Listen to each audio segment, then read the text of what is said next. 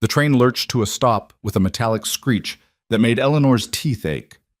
Through the frost-crusted window, Black Hollow looked like something carved from spite and desperation, a collection of weathered buildings squatting in the shadow of mountains that seemed to swallow the sky.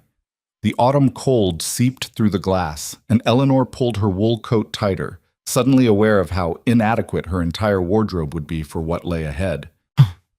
"Last stop, ma'am," the conductor said, not meeting her eyes. "You sure about this?" Eleanor nodded, though certainty was a luxury she'd abandoned somewhere around the Missouri River. She gathered her carpet bag and stood on legs that had forgotten how to walk after 3 days of continuous travel. The conductor's question hung in the air like an accusation. Was she sure? No. But returning to Boston meant becoming Mrs. Edmund Hartwell, wife to a steel magnate who viewed her as another acquisition, another asset to display at dinner parties while he conducted his real business in brothels and back rooms. She'd rather freeze. The platform was little more than rough-hewn planks that groaned under her boots. The moment she stepped down, the wind hit her like a physical blow, cutting through her coat and dress as if they were made of paper. Her carefully pinned hair, which had taken an hour to arrange that morning, came loose in seconds. Around her, a handful of passengers disembarked, hard-faced men in worn clothing who moved with the efficiency of people who understood survival wasn't guaranteed. "You the new teacher?" A woman's voice cut through the wind. Eleanor turned to find a stern-faced woman in her 50s, dressed in practical wool and leather, her gray hair bound tight under a simple bonnet. "I'm Margaret Hanson. School board sent me to fetch you." "Eleanor Graves."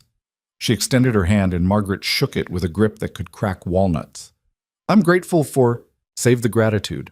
Margaret grabbed Eleanor's bag without ceremony and started walking. "We'll see if you last long enough to be grateful. 3 teachers before you didn't make it past November. Montana winter isn't Boston winter, Miss Graves."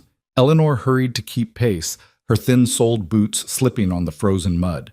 Black Hollow revealed itself in brutal increments.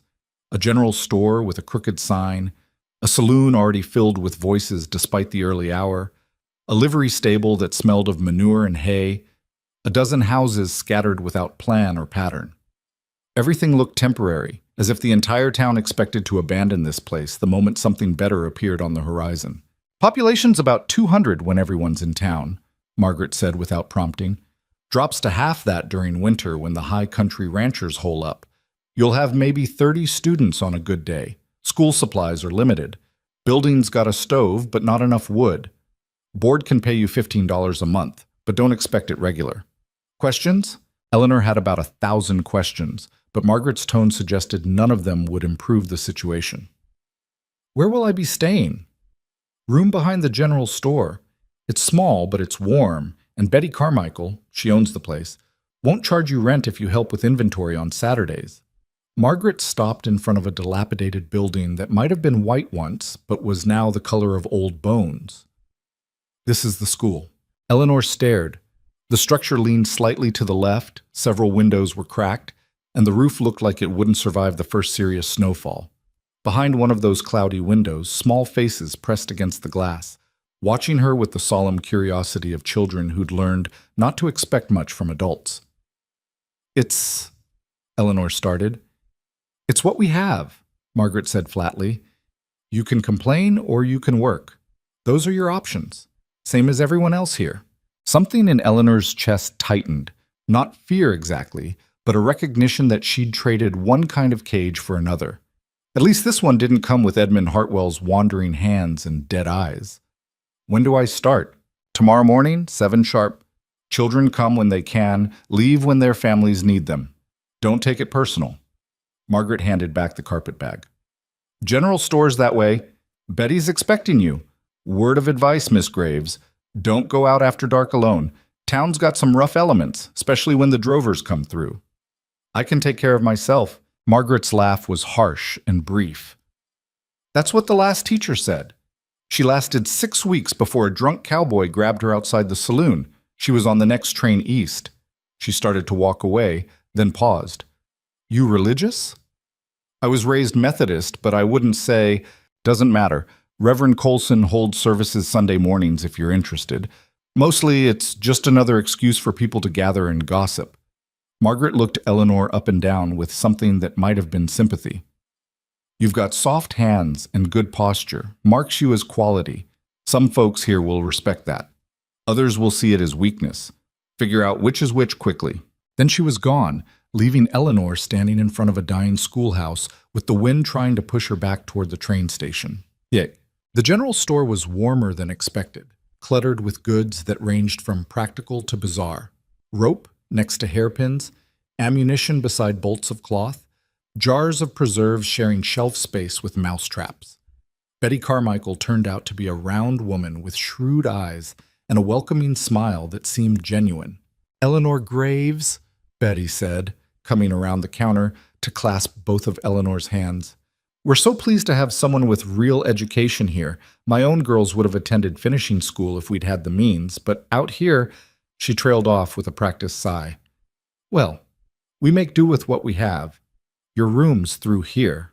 The room was indeed small, barely large enough for a narrow bed, a washstand, and a trunk. But the blankets looked clean, the window had actual glass, and Eleanor could see the street from the bed, which meant she could see anyone approaching. After 3 days of sleeping upright in a train car, it looked like paradise. "Thank you, Mrs. Carmichael. This is more than adequate." "Betty, please, we don't stand much on ceremony here." She lingered in the doorway. "I should warn you, Saturday nights can get loud. The saloon's just down the street, and when the ranch hands come in..." She made a vague gesture that encompassed all varieties of masculine misbehavior. "They mean no real harm, most of them, but they're starved for entertainment and a pretty face catches attention. Best to stay inside after sundown on weekends." Eleanor nodded, adding another mental note to the growing list of things she apparently couldn't do in Black Hollow. She was beginning to understand why 3 teachers had fled before her. That night, lying in the unfamiliar bed while strange sounds filtered through the walls. Horses, voices, the distant bang of what might have been gunfire, Eleanor allowed herself exactly 5 minutes of doubt. 5 minutes to question every choice that had led her here. 5 minutes to imagine what life might have been like if she'd simply accepted her fate, married Edmund, become another decorative object in his collection of expensive things. Then she buried the doubt and went to sleep. Morning came too early and too cold. Eleanor dressed in her most practical dress, which still involved more buttons and layers than any sane person would design, and walked to the schoolhouse as the sun painted the mountains gold and crimson. Frost crunched under her boots. Her breath steamed. Somewhere in the distance, a rooster screamed its territorial claim on the dawn. The schoolhouse was even worse inside than out. 15 rough benches faced a single desk that wobbled when she touched it. The wood stove in the corner looked like it hadn't been cleaned in years. Gaps in the floorboards let cold air whistle through. On the battered chalkboard, someone had written, "Good luck," in crooked letters. Eleanor spent an hour trying to make the space presentable, sweeping, arranging, opening the windows despite the cold to air out the smell of mildew and abandonment. She was dragging a broken bench toward the corner when she heard footsteps on the porch. The children came in clusters, shepherded by older siblings or arriving alone with the self-sufficiency of small adults. They ranged from perhaps 5 years old to early teens, dressed in patched clothing that was clean but worn. They watched her with cautious eyes, taking their seats without instruction, waiting to see what kind of teacher Eleanor would prove to be. "Good morning," Eleanor said, trying to project confidence she didn't feel. "My name is Miss Graves, and I'm honored to be your teacher this year. I know we're going to... You won't last until Christmas." The voice came from a gangly boy in the back row, maybe 14, with the shadow of a mustache and the arrogant slouch of someone testing boundaries. None of them do. Silence crashed through the room. Every child froze, watching to see how Eleanor would respond. This was the moment, she realized, that would define everything that followed. Too harsh, and she'd lose their trust. Too soft, and she'd lose their respect. Eleanor walked slowly to the boy's desk. "What's your name?" "Jacob Tanner." He met her eyes with a mixture of defiance and curiosity. "My pa says city women can't handle real work." "Your pa might be right." Eleanor kept her voice level. "I've never spent a winter in Montana. I've never taught in a building with holes in the floor. I've never done half the things people here consider basic survival." She paused. "But I came here anyway. That makes me either brave or stupid, and you're going to help me figure out which."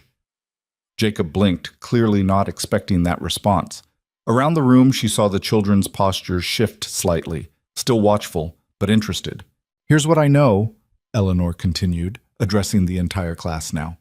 Every one of you is here because someone, your parents, your guardians, someone, believes education matters even in a place like Black Hollow. They're right. Learning to read, to write, to calculate, to think, these are tools you'll need whether you stay here or go somewhere else. I'm going to teach you everything I can. In return, I need you to teach me what I don't know about surviving here. Does that sound fair?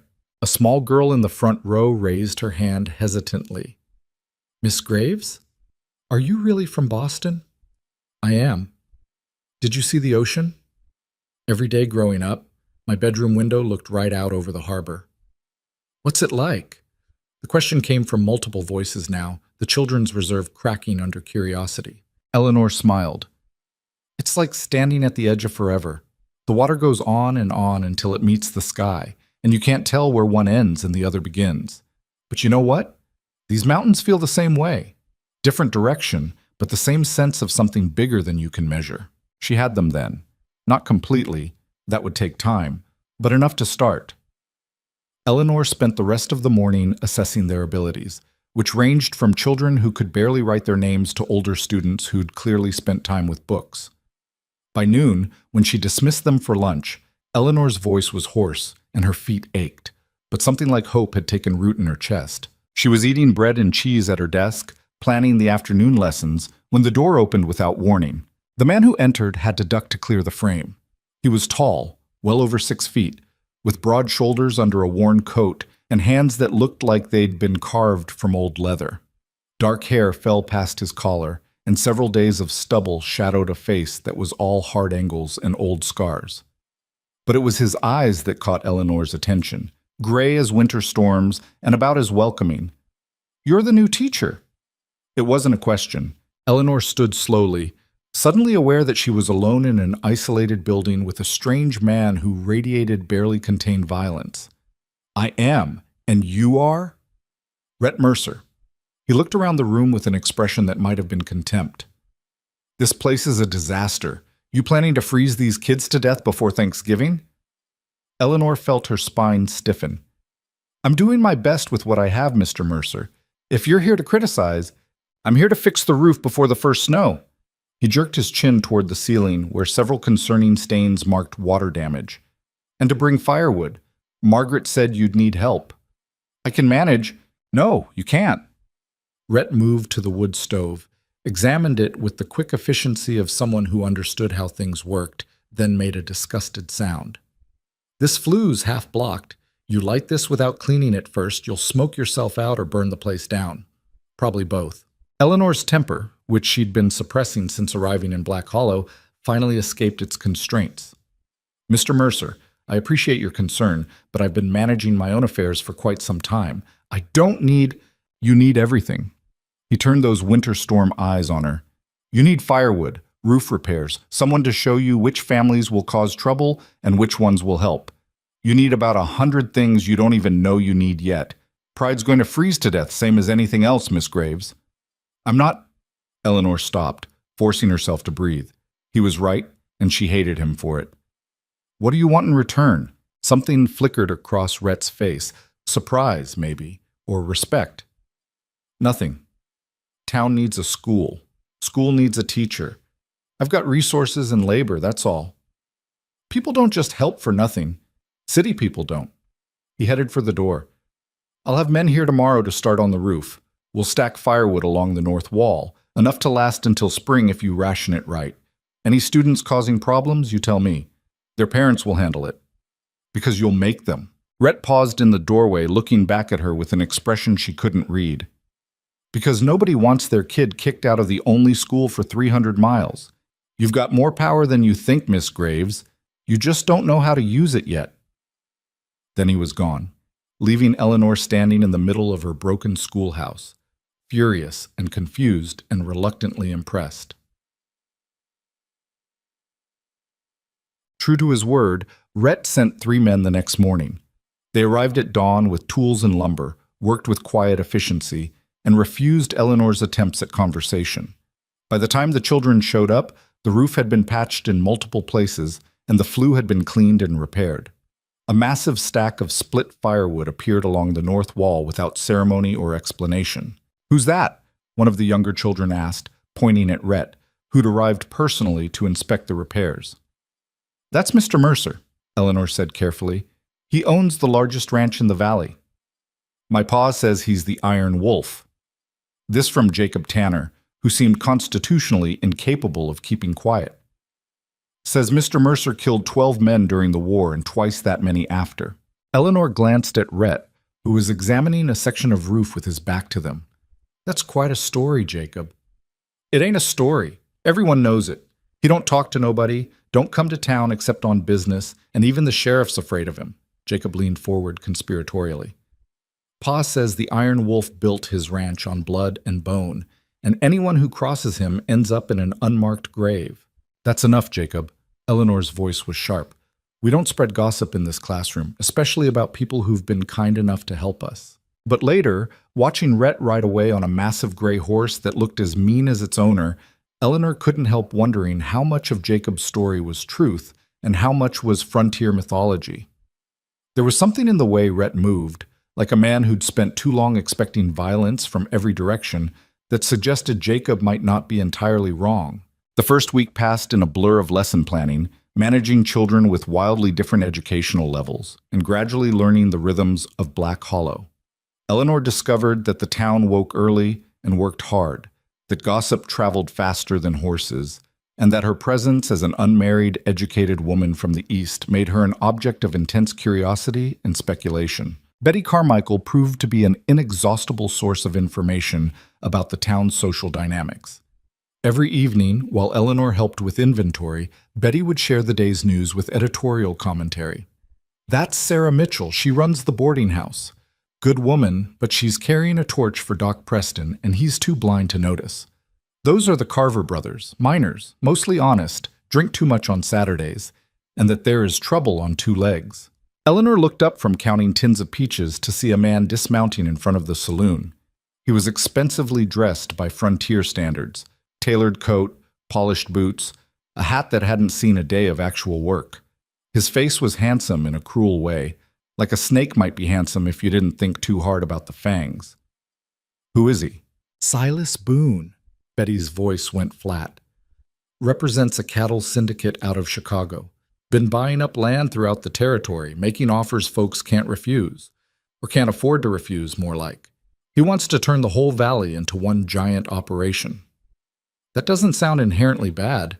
"It's not the consolidation that's the problem. It's the methods." Betty moved to the window, keeping her voice low even though they were alone. "Families who won't sell find their wells poisoned, their livestock scattered, their buildings mysteriously catching fire. Can't prove it's Boone, but the coincidences pile up quick. He's already run off 4 small ranchers this year. The only one who's told him to go to hell and made it stick is Rhett Mercer." Eleanor remembered those winter storm eyes, that sense of barely contained violence. "I'm guessing Mr. Boone didn't take rejection well." "Boone's been trying to force Rhett out for 2 years now. Hasn't worked. Rhett's too smart, too prepared, and too damn mean to intimidate." Betty smiled without humor. "But Boone's patient. He'll keep pushing until something breaks. Why doesn't the sheriff do something?" Betty gave her a look that managed to be both pitying and amused. "Honey, Sheriff Patterson's a decent man, but he's 60 years old with rheumatism and a drinking problem. He can handle rowdy cowboys and petty theft.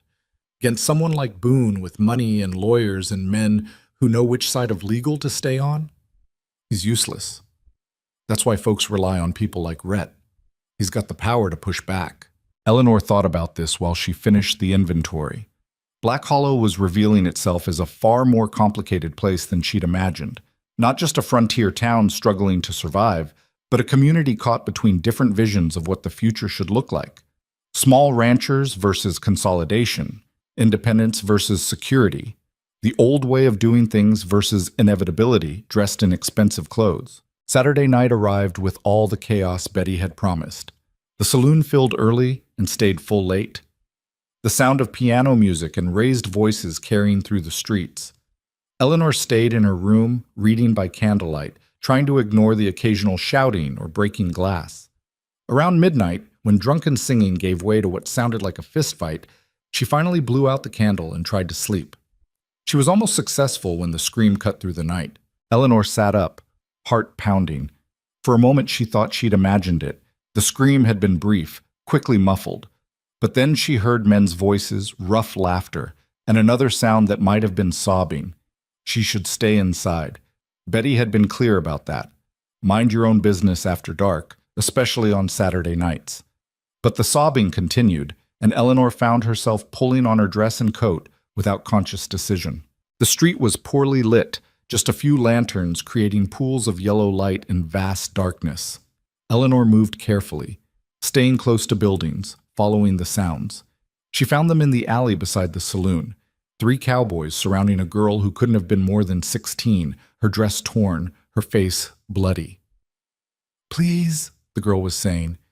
"Please, I just want to go home." "Not yet, sweetheart." One of the men grabbed her arm. "You came here looking for excitement, didn't you? Coming to the saloon dressed all pretty?" Eleanor didn't remember moving. One moment she was watching from the mouth of the alley, the next she was grabbing the cowboy's shoulder and yanking hard enough to spin him around. "Let her go!" The man blinked at her with drink-glazed eyes. "Who the hell are you?" "I'm the school teacher, and that girl is coming with me." Eleanor kept her voice steady despite the fear screaming through her veins. "Right now!" The other 2 cowboys laughed. "The school teacher," one repeated. "Hear that, boys? We got ourselves some culture here." "Miss, you should go back inside." This from the girl, her voice thick with tears. "They're drunk. They don't mean—" "I know exactly what they mean." Eleanor looked at each man in turn. "And I know that tomorrow morning, when you're sober, you'll have to live with whatever happens next. So I'm giving you a choice. You can let this girl go sleep off the whiskey, and pretend this night never happened. Or you can do something you'll regret for the rest of your lives." Big talk from a little woman. The first cowboy stepped closer, and Eleanor caught the full smell of him. Alcohol, sweat, and something mean underneath. "Maybe you need teaching about how things work here. And maybe you need teaching about what happens to men who threaten school teachers." The new voice came from the darkness behind Eleanor, deep and cold as winter. She didn't need to turn around to know who it was. The cowboys' faces went from drunk confident to wary sober in half a second. Rhett Mercer stepped into the alley's faint light. He wasn't carrying a gun, at least not one Eleanor could see, but he didn't need one. The threat was in his posture, his expression, the absolute certainty that he could and would destroy anyone who didn't immediately back down. "Mr. Mercer." The first cowboy held up his hands. "We were just having some fun. Fun's over. You 3 are going to walk away. Now, before I decide fun means something different." They went, not running, but close to it, supporting each other's drunken stumbling toward the far end of the alley. Eleanor turned to the girl, who was crying harder now, the kind of tears that come when danger passes and shock sets in. "What's your name?" Eleanor asked gently. "Annie. Annie Carson. My parents, they're going to be grateful you're safe." Eleanor put an arm around the girl's shoulders. "Come on, let's get you home." She'd taken 2 steps before Rhett's voice stopped her. "Wait." Eleanor turned, expecting gratitude or acknowledgement. What she got was cold fury. "What the hell were you thinking?" Rhett demanded.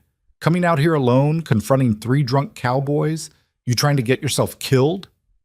Eleanor's temper, already strained, snapped cleanly. "I was thinking a child was in danger and no one else was helping. So you decided to play hero? You weigh maybe 120 pounds, and those men could have—" He stopped, jaw tight. "You don't know what could have happened." "I know exactly what could have happened. It was happening when I arrived."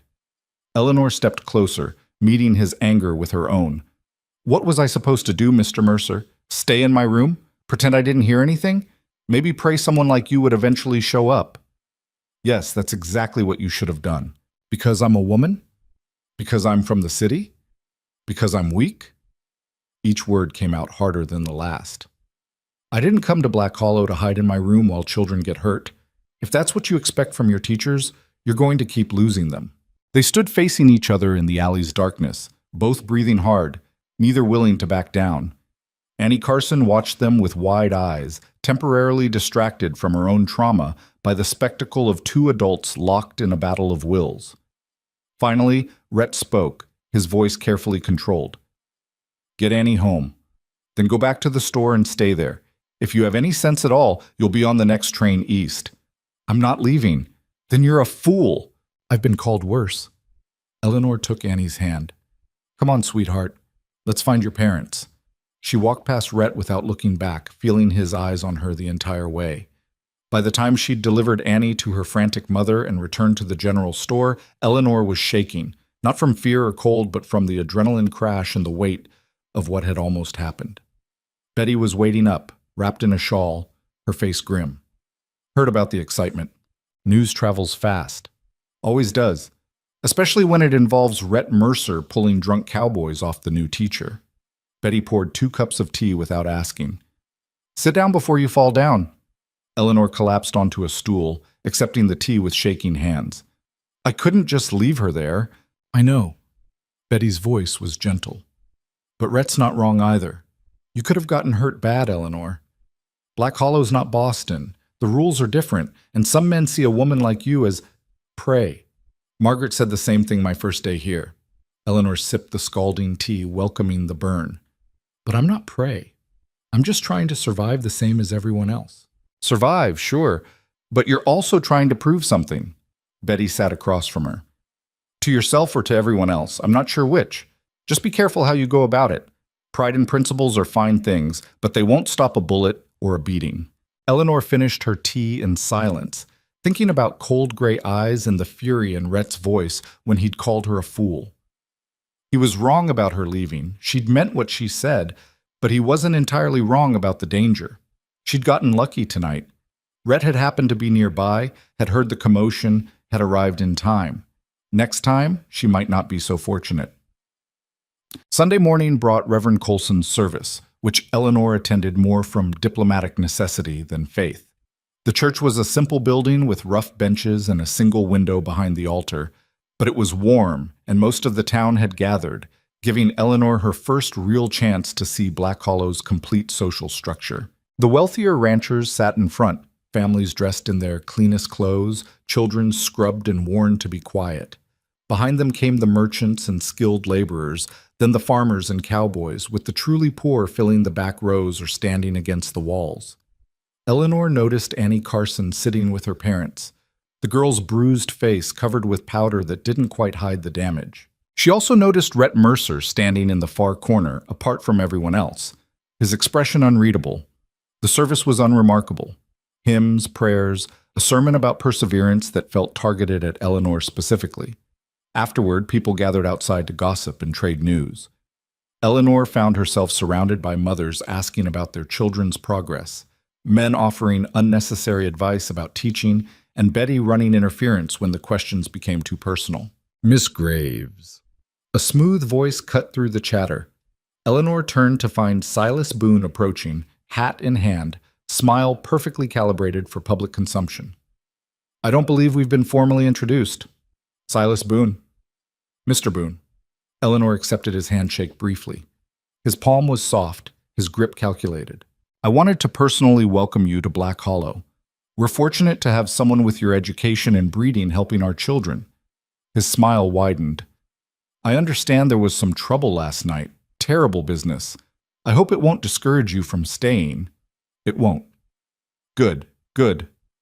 Though I must say, a young woman like yourself shouldn't be wandering the streets after dark. It's dangerous, as you discovered. If you ever need safe escort anywhere, my men are at your disposal. Something in his tone made Eleanor's skin crawl. That's very kind, but unnecessary. I insist. A woman of your quality deserves protection. Boone glanced toward where Rhett stood, watching them. Though I suppose some might argue you've already found a protector. Interesting choice, if I may say so. Eleanor followed his gaze. Mr. Mercer helped someone in trouble, that's all. Of course, Rhett's quite good at playing the frontier hero.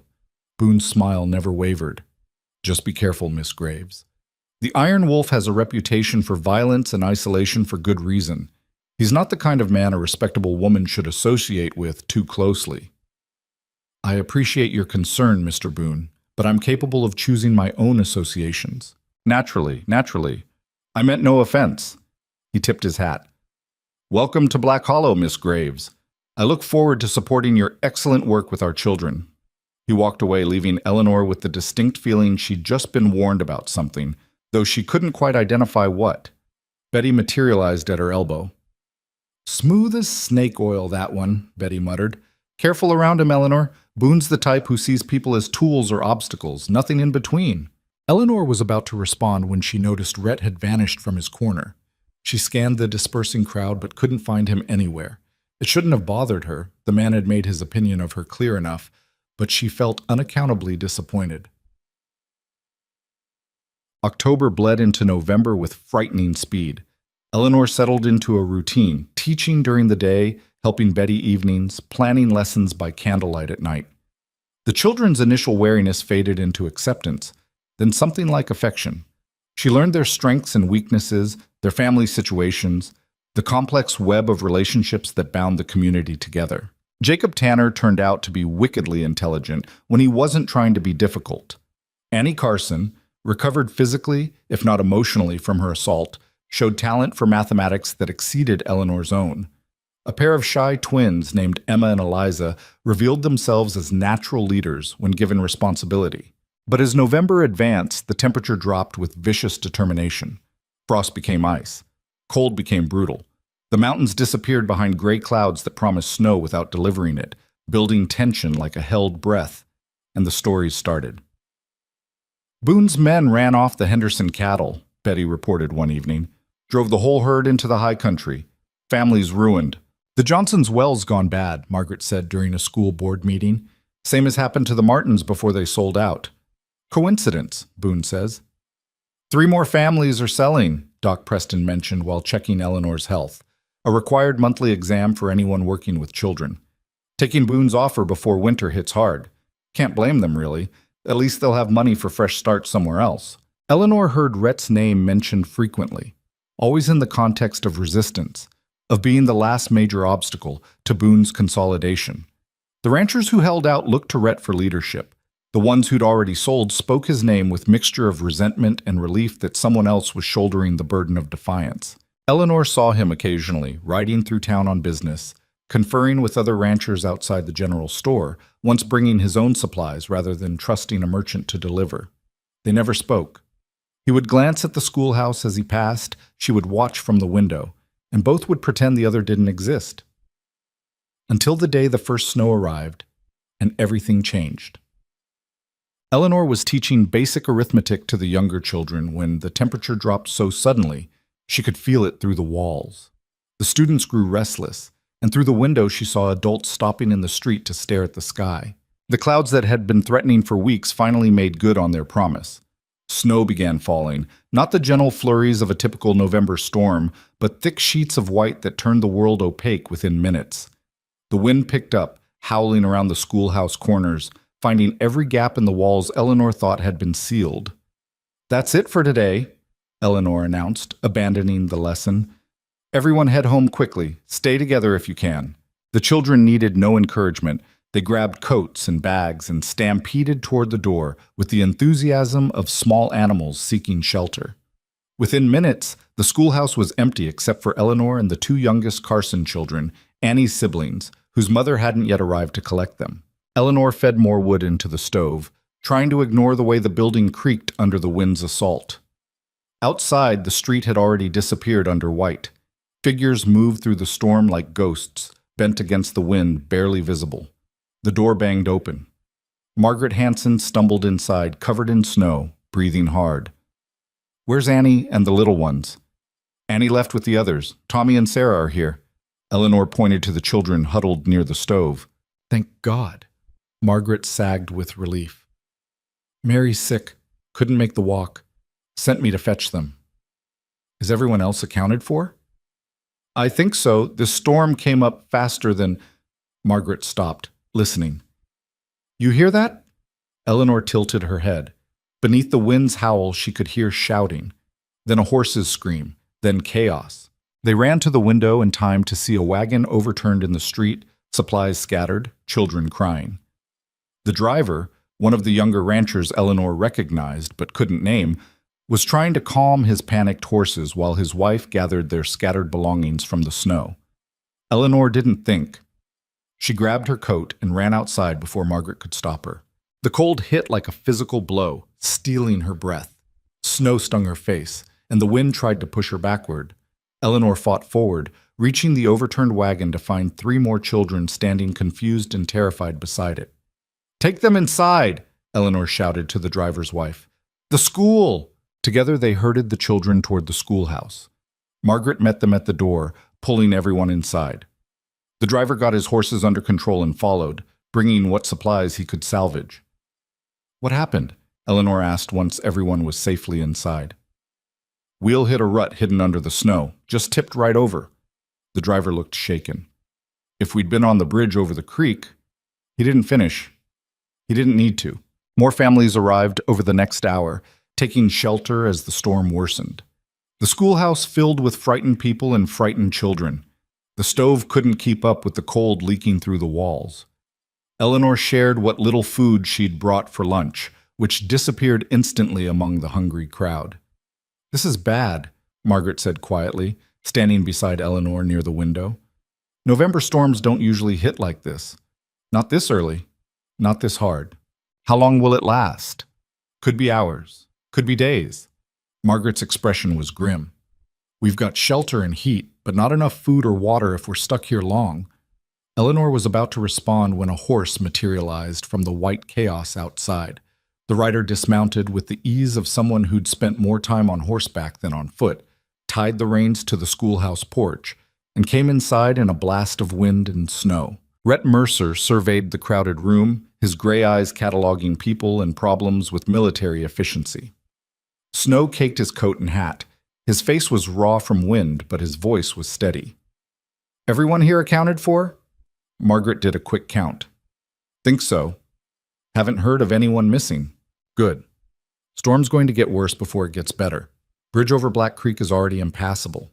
Anyone not in shelter now isn't making it home until this breaks." He pulled off his gloves, flexing fingers that must have been frozen. "I've got supplies at my ranch. Food, blankets, medicine. Once the worst passes, I'll bring what I can." "We'll manage," Margaret said. "I know you will. You always do."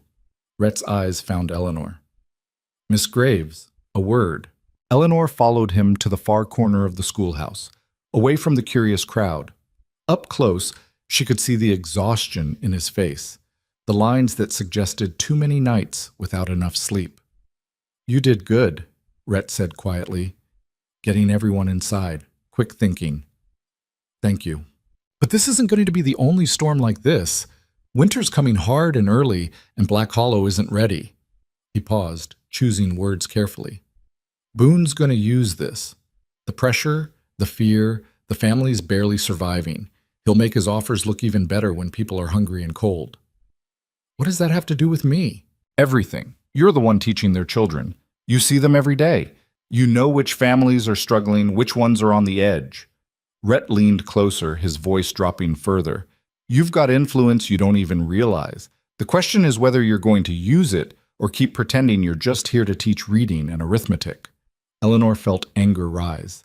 "I'm not pretending anything. I came here to educate children, not play politics." "There's no such thing as just educating children in a place like this. Everything's political when survival's on the line." His eyes were hard. "You can either help this town hold together or watch it fall apart. Your choice. But make it soon because we're running out of time." He left before Eleanor could respond, disappearing back into the storm as quickly as he'd arrived. She stood in the corner, shaking with fury, and something else she couldn't quite name, while outside the snow continued to fall and the temperature continued to drop, and Black Hollow took its first real steps toward the war that was coming. The children huddled near the stove, sharing body heat and frightened whispers. The adults maintained calm expressions while their eyes betrayed fear. And Eleanor understood finally what Rhett had been trying to tell her. This storm was just the beginning. The storm broke 3 days later, leaving Black Hollow buried under 2 feet of snow and a silence so complete it felt threatening. Eleanor stood outside the schoolhouse, watching families dig their way home, children exhausted from 3 days of confinement, adults grim-faced with the knowledge that this was only the beginning. The sky remained gray and heavy, promising more to come. She'd spent those 3 days learning exactly how thin the line between civilization and chaos really was. The first night had been manageable, everyone sharing what little food they had, parents keeping children calm, the stove working overtime. By the second day, tempers frayed. Arguments broke out over blanket distribution, whose children got to sleep closest to the heat, whether they should ration the remaining food or trust that rescue would come soon. By the third day, two of the younger children had developed fevers. Doc Preston, trapped with them, did what he could with limited supplies while Eleanor and Margaret organized the able-bodied adults into shifts, some tending the sick, others keeping the fire fed, everyone trying to maintain some semblance of order. Rhett had returned on the second day with supplies loaded on a sled pulled by two massive horses. He'd said nothing, just unloaded food and blankets and medicine, then disappeared back into the white. No grandstanding, no expectations of gratitude, just the kind of help that kept people alive. Now, watching him direct several ranch hands in clearing the main street, Eleanor felt her opinion of him shift slightly. Not soften, exactly. The man was still arrogant and controlling, but maybe understand better. Out here, survival wasn't a metaphor.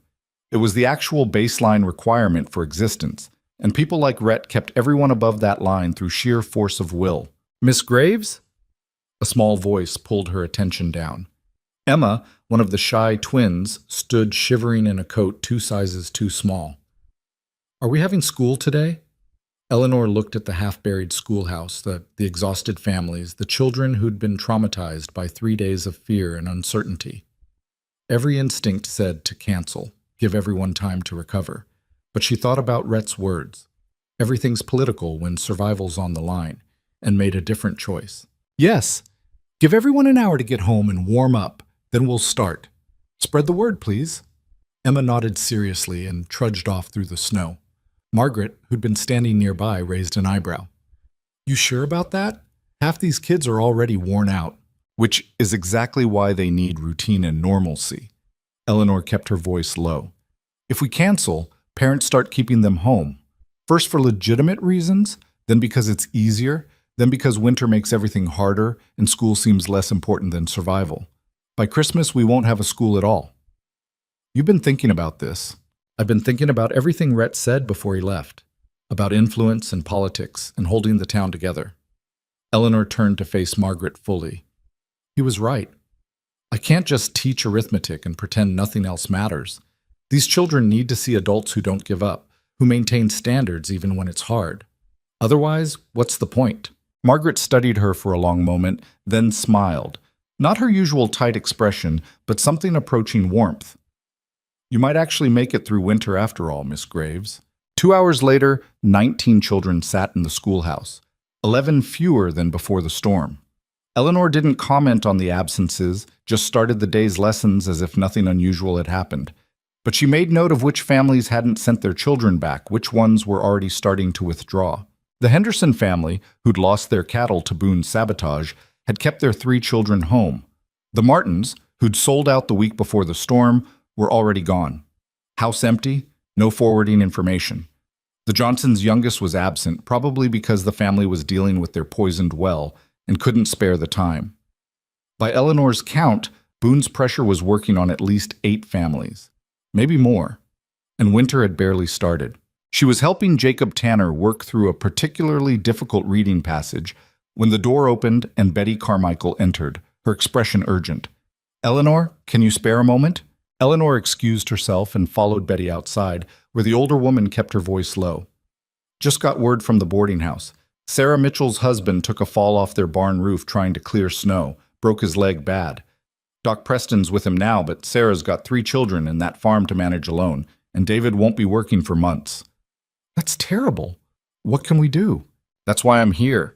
Sarah's too proud to ask for help directly, but everyone knows she's going to need it. Food, labor, firewood, everything. Margaret's organizing a collection from the merchants. I figured you might want to have the children make something, cards, maybe, or drawings. Show Sarah the town's thinking about her family." Eleanor nodded, already planning the lesson. "We'll do it this afternoon. Thank you for telling me." Betty started to leave, then paused. "You should also know Boone visited Sarah this morning, before anyone else even heard about David's accident, made her an offer on the farm." The words hit Eleanor like cold water. How did he know so quickly?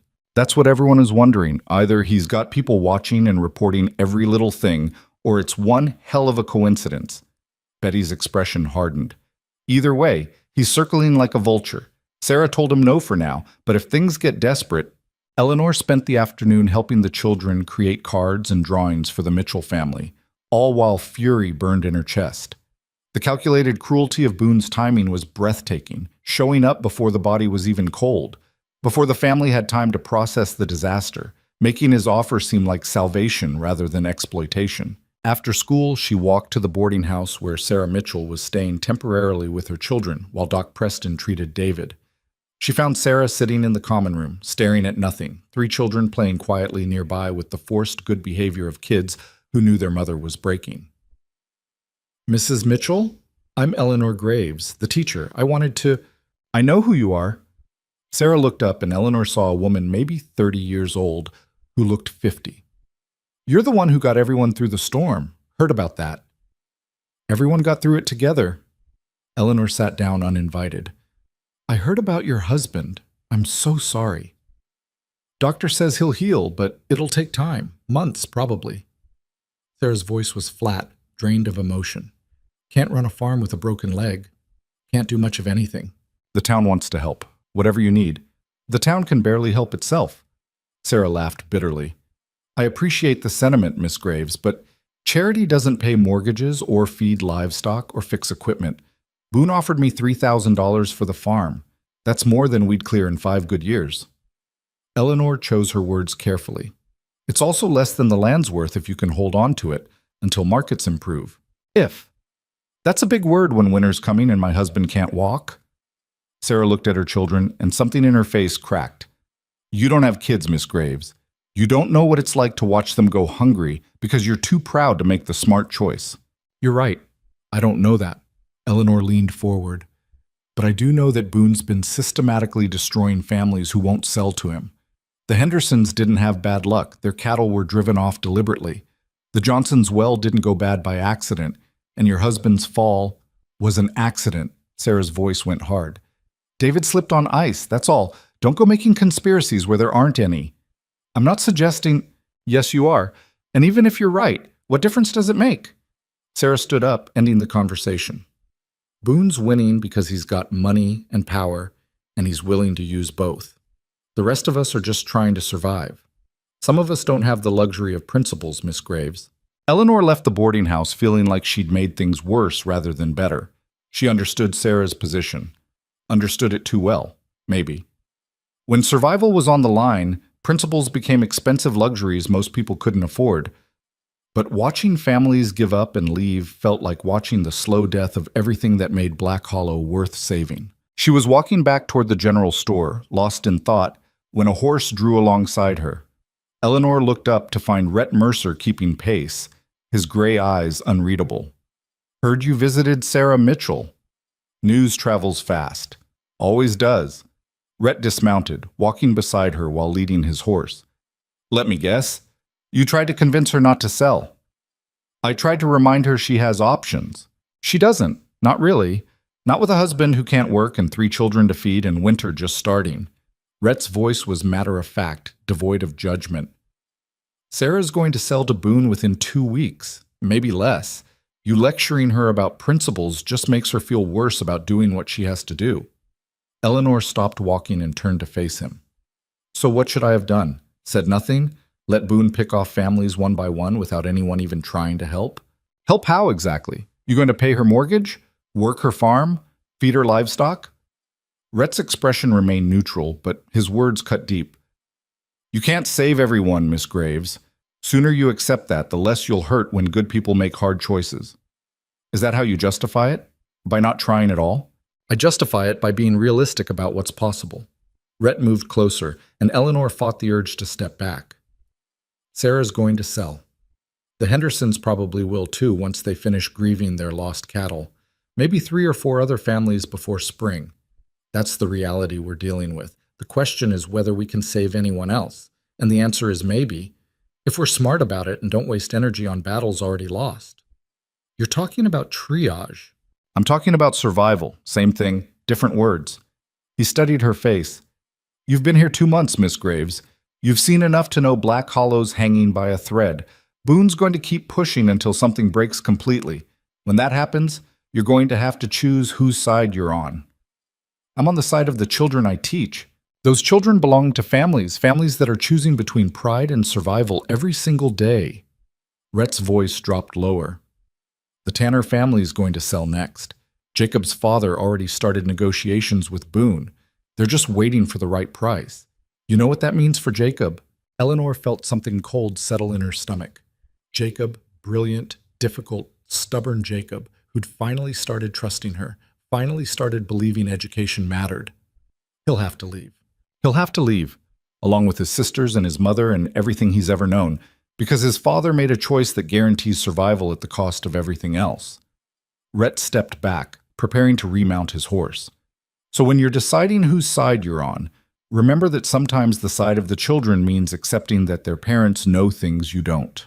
He rode away before Eleanor could respond, leaving her standing in the frozen street with the weight of impossible choices pressing down on her shoulders. That night, Eleanor lay awake in her small room, listening to the wind test the building's seams and thinking about everything Rhett had said. He was right about triage, about limited resources, about battles already lost. But accepting that felt like betraying every principle she'd brought from Boston, every reason she'd fled to Montana in the first place. She'd come here to escape being treated as a commodity, as something to be bought and sold. Now she was watching families commodify their entire lives just to survive. And the person pressuring them to sell was barely different from Edmund Hartwell, wealthy, powerful, convinced that money gave him the right to control other people's futures. The parallel made her sick. Over the next week, Eleanor threw herself into teaching with renewed intensity. If she couldn't save the families, she could at least give the children knowledge and skills that would serve them wherever they ended up. She extended school hours, added evening sessions for older students, started a small library with books donated from Betty's personal collection. The children responded with surprising enthusiasm. Even Jacob, whose usual defiance had been muted since the storm, engaged with a focus Eleanor hadn't seen before. She caught him staying late several times, reading by lamplight, and once found him teaching a complicated mathematical concept to the younger students with more patience than she'd known he possessed. "Jacob," she asked one evening after everyone else had left, "is everything all right at home?" He looked up from the book he'd been absorbed in, a history of the Civil War she'd brought from her own collection. "Fine. Why?" "You've been different lately, quieter." "Maybe I'm just tired of being the class troublemaker." But his tone lacked conviction. He closed the book carefully, running his hand over the worn cover. "Miss Graves, can I ask you something?" "Of course."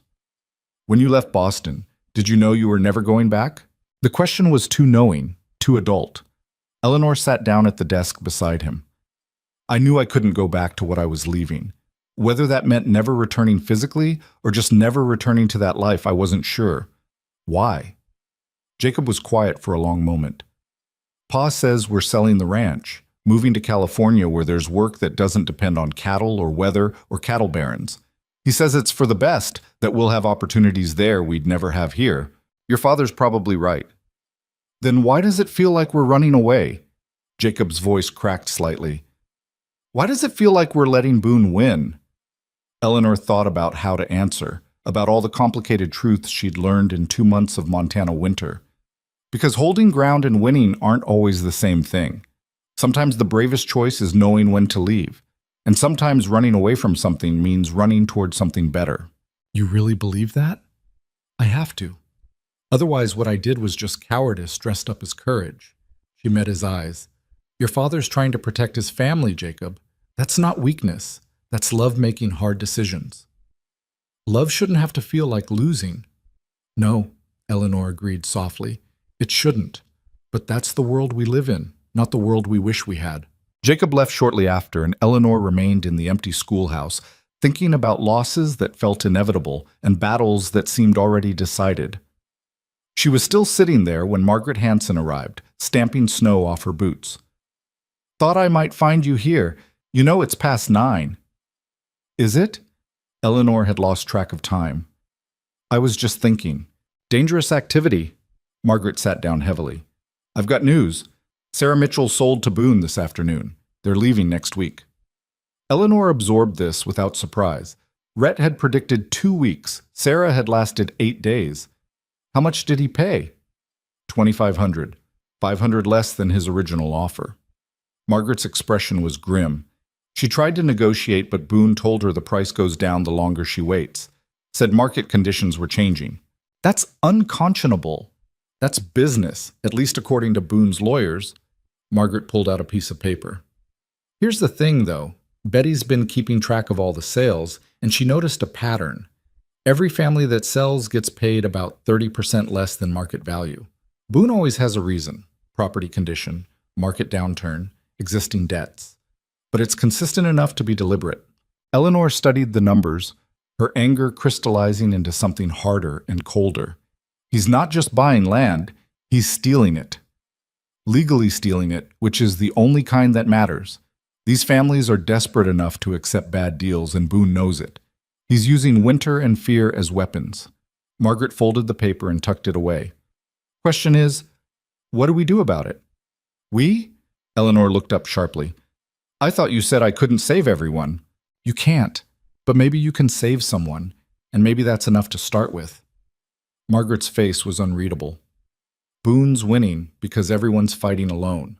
The ranchers don't trust each other, the merchants are too scared to take sides, and the families are too desperate to think beyond tomorrow. But if someone could bring them together, show them they're stronger united than divided, maybe we'd have a chance. Someone like who? Someone the community respects. Someone who's proven they won't quit when things get hard. Someone who doesn't have a financial stake in the outcome, so people can trust their motives. Margaret stood up. Someone like a teacher who walked into a storm to save children she barely knew. Eleanor felt the weight of that expectation settle on her shoulders. I don't know anything about organizing ranchers or fighting cattle barons. No, but you know how to teach. And right now, this town needs education more than anything. Not the kind you give children, but the kind that helps adults see they have power they didn't know about. Margaret headed toward the door, then paused. Think about it, Eleanor. Because whether you want to be or not, you're already in this fight. The only question is whether you're going to fight smart or just fight scared. She left, and Eleanor sat alone in the schoolhouse, surrounded by children's drawings and half-finished lessons, thinking about power and influence and the terrible responsibility of being someone people look to for answers she didn't have. The next morning, Rhett Mercer was waiting outside the schoolhouse when Eleanor arrived. He was leaning against the wall, arms crossed, looking like he'd been there for a while. Mr. Mercer, is something wrong? Heard you had a conversation with Margaret last night. Eleanor unlocked the door, not inviting him inside but not preventing him from following. News really does travel impossibly fast in this town. Margaret told me directly. She's on my ranch's board of advisors. Rhett closed the door behind them, sealing out the cold. She thinks you could help organize a resistance to Boone's consolidation. I think she's wrong. How flattering. Not an insult, an assessment. Rhett moved to the window, looking out at the street.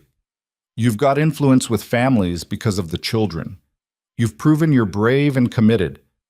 But organizing a resistance requires more than good intentions. It requires understanding leverage, political pressure, strategic timing, things you've got no experience with. And you do? I've been fighting Boone for 2 years. I know every legal trick, every pressure point, every weakness in his operation. I know which ranchers can be trusted and which ones are feeding him information. I know how to protect supply lines and how to make sure families don't get picked off one by one. He turned to face her. What you're good at, keeping the community's spirits up, giving people hope, showing them resilience matters. That's valuable. But it's not the same as running a campaign against someone like Boone. Eleanor felt her temper rise again. So what are you suggesting? That I just keep teaching and stay out of your way? I'm suggesting we work together instead of at cross purposes. You do what you do best. I do what I do best. Margaret coordinates between us. Rhett's expression remained neutral. Boone's expecting me to lead any resistance. He's prepared for that. He's not prepared for the town's school teacher to become a rallying point for families he thought were already beaten. You want to use me as a symbol. I want to use every advantage we have, you included. He moved closer, and Eleanor forced herself not to step back. Here's the reality, Miss Graves. 3 more families are going to sell within the month. I can't stop that. But I might be able to save 4 or 5 others if they believe they're not alone. If they see someone they respect standing up and saying resistance is possible. You could be that person. Or you could keep teaching arithmetic and pretend that's enough. That's not fair. Nothing about this is fair, but it's what we're dealing with. Rhett headed for the door, then paused with his hand on the latch. Margaret's planning a community meeting next week. Officially, it's about winter preparedness. Actually, it's about organizing resistance to Boone. You should come. Hear what we're proposing before you decide whether to help or stay neutral. I'm already helping. I'm teaching their children. You're maintaining the status quo. That's not the same as helping. His gray eyes were hard. Ask yourself what happens to those children if their families lose everything and have to leave. Ask yourself what you're really teaching them by staying neutral while their world falls apart. He left, and Eleanor stood in the cold schoolhouse, shaking with anger and uncertainty and the growing realization that Rhett was right. She'd come to Black Hollow to escape the feeling of being powerless, of having her future decided by men who saw her as a commodity. Now she had a chance to help others avoid that same fate, and she was hesitating because it felt dangerous and complicated and beyond her expertise. The children started arriving, and Eleanor pushed her thoughts aside to focus on the day's lessons. But throughout the day, she found herself watching them more closely, noticing which ones arrived hungry, which ones wore clothes too thin for the deepening cold, which ones had parents who were clearly struggling. By afternoon, she'd made her decision. After school, Eleanor walked to the ranch where Rhett lived, guided by directions from Betty Carmichael. The place was larger than she'd expected. Not a single building, but a compound of structures arranged around a central yard. Barns, storage sheds, a large house that looked solid and well-maintained. Ranch hands worked despite the cold, tending animals and repairing equipment. Everything spoke of efficiency and preparation. A man met her at the main gate, tall, weathered, with a rifle slung casually over one shoulder. "Help you, ma'am?" "I'm here to see Mr. Mercer, Eleanor Graves, the school teacher." The man's expression shifted slightly, recognition and curiosity. "Wait here." He disappeared into the house, emerging a minute later with Rhett, who looked genuinely surprised to see her. "Miss Graves, I wasn't expecting—" "I want to help." Eleanor cut him off. "With the resistance, the organization, whatever you're planning, Margaret's right. I can't save everyone, but I can help save someone. And you're right that teaching arithmetic isn't enough when families are losing everything. So tell me what you need." Rhett studied her for a long moment, and Eleanor got the sense he was reassessing her entirely. "Come inside. We should talk about what this actually means." The ranch house interior was surprisingly comfortable, not luxurious, but warm and well-furnished. Rhett led her to a room that served as an office, with maps on the walls and papers scattered across a large desk. He poured 2 cups of coffee without asking and handed her one. "First thing you need to understand, this is going to make you a target. Boone doesn't like opposition, and he's got resources to make life difficult for people who get in his way. You sure you're ready for that?" "No, but I'm doing it anyway. Fair enough?" Rhett sat behind the desk, gesturing for Eleanor to take the opposite chair. "Here's what we're dealing with. Boone represents a syndicate that wants to control the entire valley. He's already got about 40% of the grazing land, either through purchase or pressure. His goal is 70%, enough to control markets, pricing, and access to water. Once he hits that threshold, the remaining independent ranchers become economically unviable even if they want to keep fighting." "How close is he to that threshold?" "Closer than I'd like, which is why we need to stop the bleeding now, before he hits critical mass." Rhett pointed to a map on the wall. "These red marks are properties he's already acquired. Blue marks are properties still independent. Notice the pattern?" Eleanor studied the map. The red marks formed a rough circle around the blue ones, not random acquisitions, but a deliberate strategy of encirclement. He's cutting off access. To water, to markets, to supply routes. Classic siege tactics applied to land acquisition. The families in the center feel squeezed, pressured from all sides. That makes them more likely to sell. Rhett marked several blue properties with a pencil. "These are the ones we can still save if we act fast. But it requires coordination, shared resources, mutual defense pacts, collective bargaining on supplies. Things independent ranchers hate doing because it means giving up some autonomy. But they'll do it if someone they trust asks them to. They'll do it if someone they trust explains why it's necessary and what they get in return. That's where you come in." Rhett pulled out another sheet of paper covered in names and notes. "I've got credibility with the ranchers, but I'm also seen as self-interested. I'm the biggest independent operation. Of course, I want others to resist Boone because it helps me. But you? You've got nothing to gain financially. You're here because you care about the community. That makes you trustworthy in ways I'm not." Eleanor absorbed this, understanding the calculation behind it. "You want me to be the face of the resistance while you operate behind the scenes. I want you to be the moral center while I handle tactics and logistics. Different roles, both necessary." He met her eyes directly. "This isn't going to be easy, Miss Graves. You're going to have families angry at you for pushing them to resist when they just want to sell and leave. You're going to have people questioning your motives, suggesting you're sleeping with me or being paid off or just naive. Boone's going to spread rumors and possibly worse. Are you prepared for that? I survived Boston society and an arranged marriage to a man who thought women were decorative furniture. I can handle frontier gossip and a cattle baron with delusions of empire." Rhett's expression shifted into something that might have been respect. "Margaret said you had steel under the polish. She wasn't wrong." He stood up. "All right. Here's what happens next. Margaret's community meeting is in 4 days. You'll speak about the importance of community unity, staying together through hardship, that kind of thing. Nothing overtly political, just the kind of inspirational message people need to hear. I'll handle the practical details, supply sharing, mutual aid, defense coordination. Afterward, we work on the individual families most at risk, convince them they have options besides selling. What about Boone? Won't he respond?" "He'll respond. Count on it. Which is why we need to be smart and stay ahead of him." Rhett walked her to the door. "One more thing, Miss Graves. Once you do this, there's no going back to being just the school teacher. You'll be part of the fight whether you want to be or not. Make sure you're ready for that."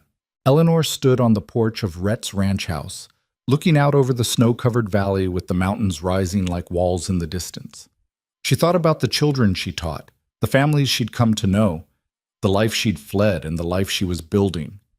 She thought about Sarah Mitchell selling for less than her farm was worth, about Jacob Tanner's family preparing to leave, about all the small defeats that added up to Boone's victory. Then she thought about standing in front of Black Hollow with a rifle in her hands.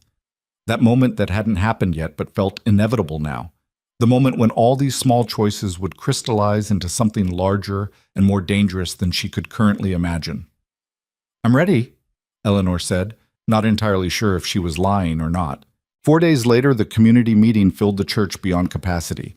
People stood along the walls and spilled out into the cold, everyone drawn by curiosity and desperation and the sense that something important was about to happen.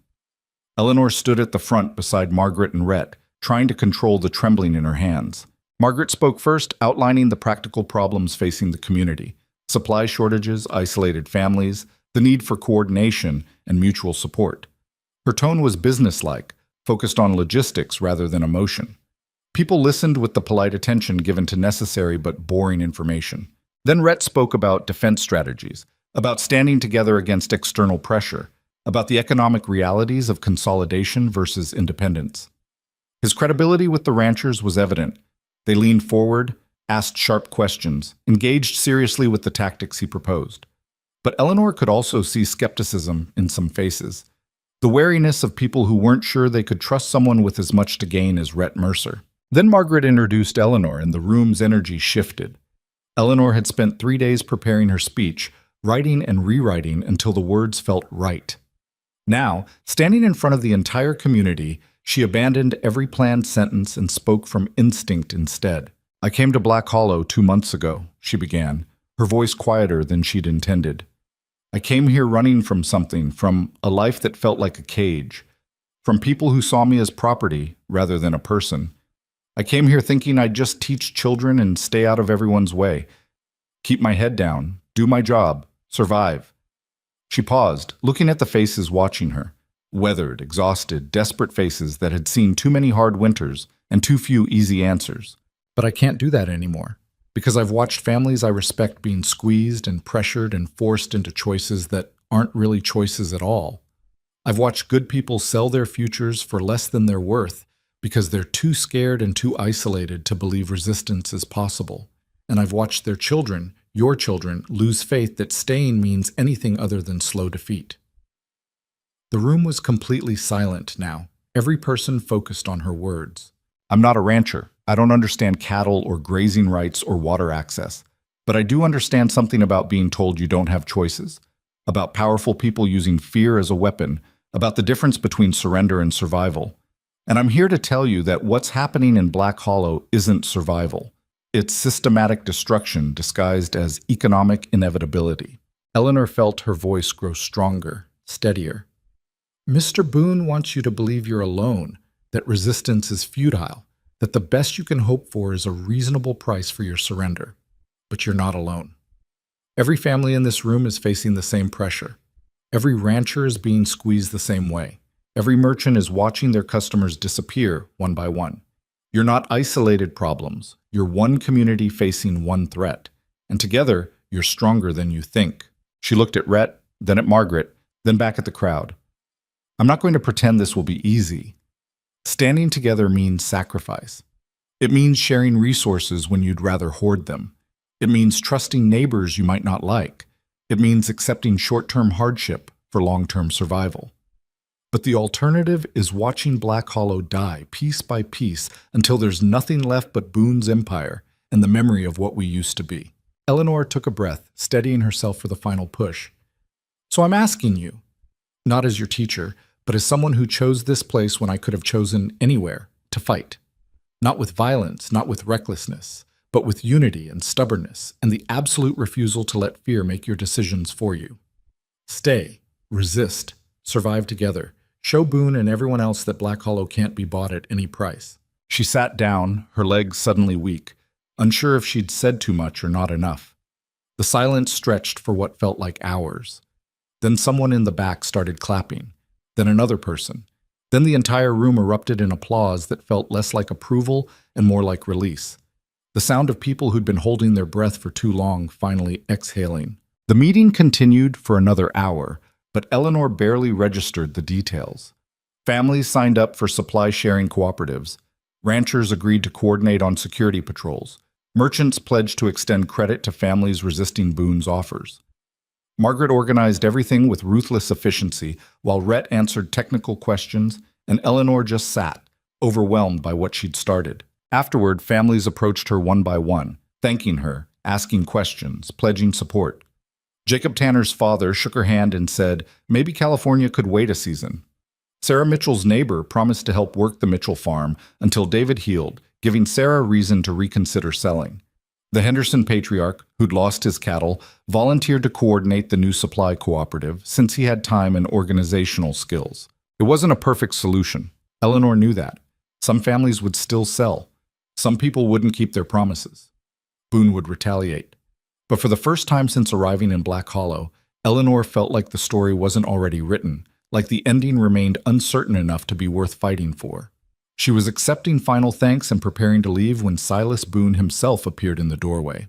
The room went silent instantly, every conversation stopping mid-word. Boone smiled his calculated smile and removed his expensive hat with practiced courtesy. "Miss Graves," he said warmly, "that was quite a speech. Inspiring, really, the kind of passion that built this country." He walked toward her slowly, and Eleanor forced herself not to step back. "I just wanted to congratulate you on mobilizing the community so effectively. It takes real talent to make people believe impossible things. There's nothing impossible about neighbors helping each other. Of course not. Cooperation is wonderful, as long as it's based on reality rather than romantic notions about frontier independence." Boone's smile never wavered. "See, the thing about resistance, Miss Graves, is that it works best when everyone actually resists. But people are weak. They get tired, scared, desperate. The unity you're building today will crack the first time someone's child goes hungry, or someone's parent gets sick, or someone's house catches fire.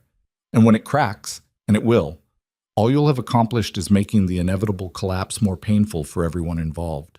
"Is that a threat, Mr. Boone?" "It's an observation based on experience. I've seen communities try to stand together before. They always fall apart eventually. Human nature tends towards self-interest when survival's on the line." He glanced around the room, making sure everyone heard his next words. "But I'm a reasonable man. My offers remain open to any family that wants to make a sensible business decision. No judgment, no resentment, just fair market value for property I'd be happy to purchase." "Fair market value minus 30%, you mean?" Eleanor spoke before she could stop herself. Betty's been tracking your offers. They're all systematically undervalued. Boone's smile tightened slightly, the first crack in his facade. Miss Graves, I'd be careful about making accusations you can't substantiate. Property values are subjective, based on current market conditions, location, utility. If my offers seem low to you, perhaps that reflects the actual value of land in an economically depressed region rather than any malfeasance on my part. Or perhaps it reflects your awareness that desperate people accept bad deals. The room held its collective breath. Eleanor heard Rhett shift behind her, not intervening, but present, a silent promise of backup if needed. Boone's expression went cold. You've been here 2 months, Miss Graves. 2 months in a region you don't understand, dealing with economic forces you've never studied, judging situations you lack context for. But you give one passionate speech and suddenly you're an expert on frontier economics? He leaned closer. Be careful. Inexperience combined with righteousness tends to get people hurt, usually not the righteous person, but the people who follow them into bad decisions. Are you threatening the families in this room? I'm advising a naive young woman that good intentions don't protect against winter, starvation, or the harsh realities of business in an unforgiving environment. Boone straightened, his public smile returning. But by all means, organize your resistance. Fight your righteous fight. I'll be here when it collapses, ready to help pick up the pieces. He left, and the room remained silent for several heartbeats after the door closed. Then Rhett spoke, his voice carrying to everyone present. That was Boone trying to scare you back into isolation. Don't let it work. We knew he'd respond. This is the response. It changes nothing about what we're doing. But Eleanor saw doubt in several faces, saw people exchanging worried glances, saw the first cracks in the unity she'd just built. Boone had been right about one thing. Resistance was easy to inspire but hard to maintain. The real test would come in the days and weeks ahead, when the initial enthusiasm faded and the practical difficulties of cooperation emerged. That night, lying in her small room behind the general store, Eleanor replayed every word of her speech and Boone's response. She'd committed herself irrevocably now. There was no going back to being just the schoolteacher, no retreating to comfortable neutrality. She was in the fight whether she wanted to be or not. And somewhere out there in the cold darkness, Boone was planning his next move. Boone's retaliation came faster than expected, though not in the way Eleanor had imagined. No burned barns or poisoned wells, nothing so crude or obvious.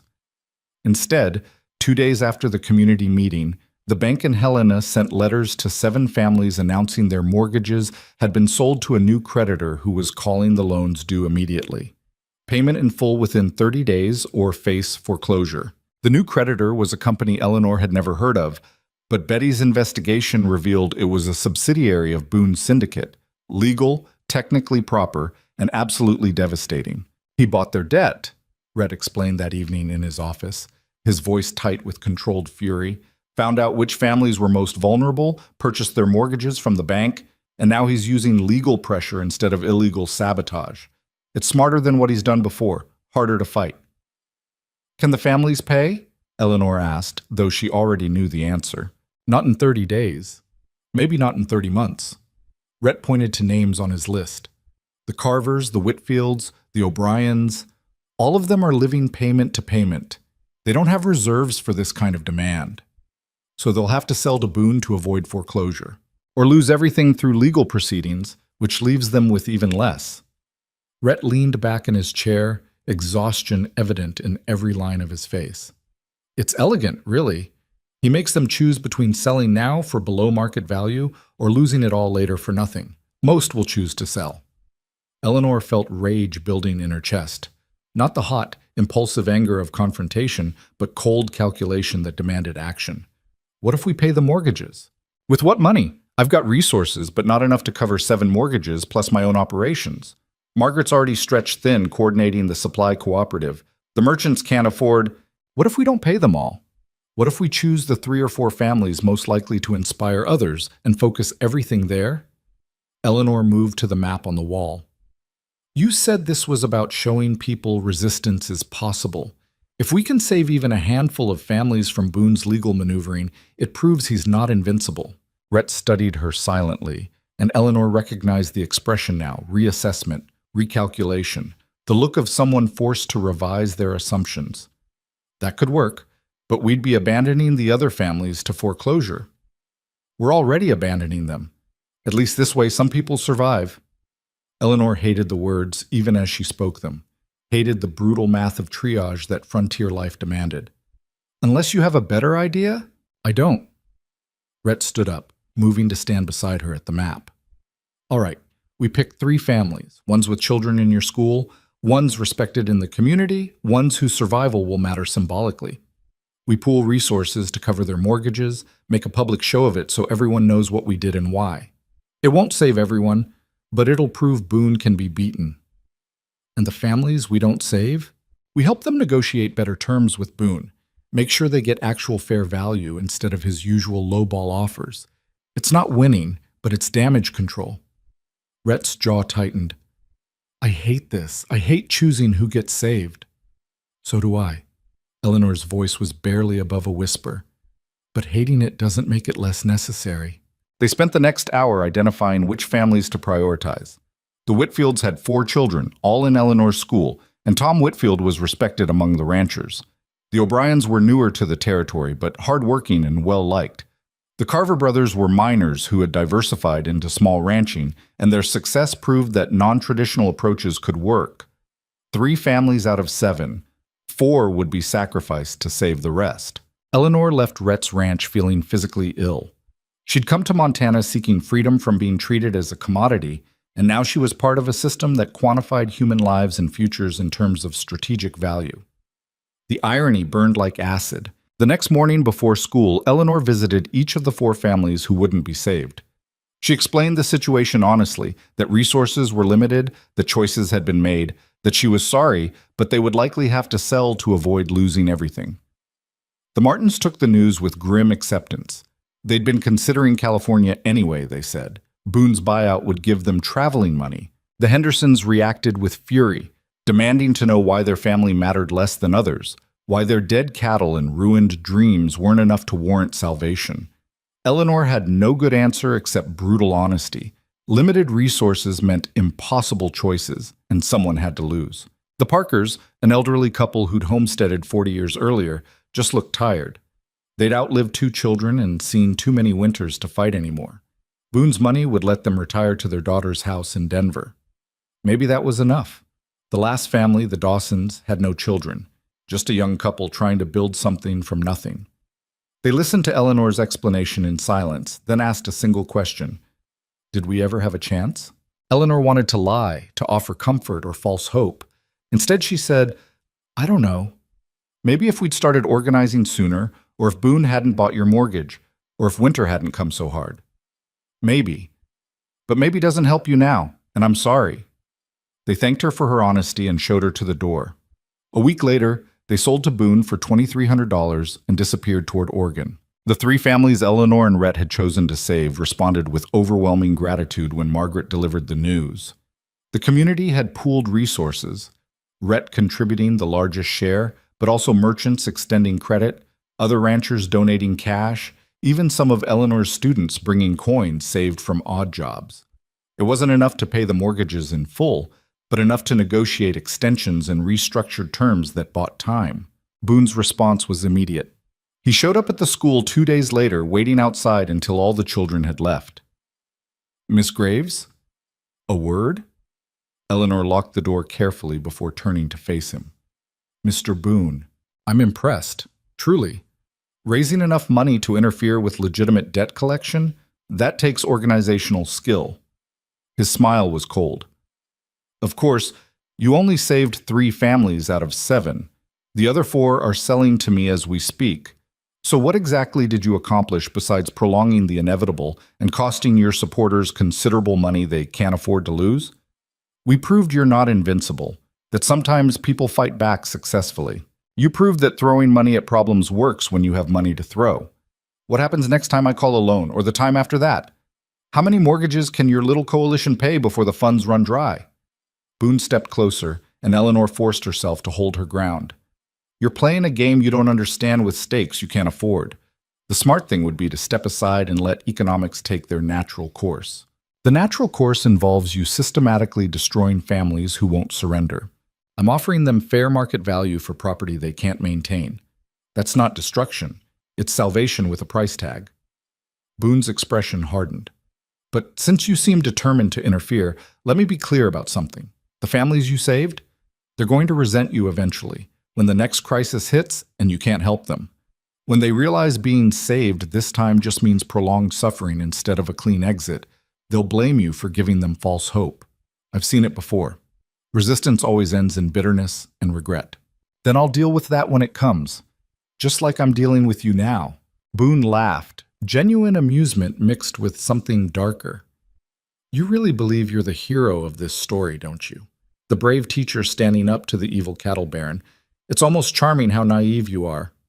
He turned to leave, then paused. One more thing, Miss Graves. I know about you, about Boston, about Edmund Hartwell, about the arranged marriage you ran from. You came here seeking freedom from powerful men controlling your life. Yet here you are, dancing to Rhett Mercer's tune, doing exactly what he wants while convincing yourself it's your own choice. Tell me, how is that different from what you left behind?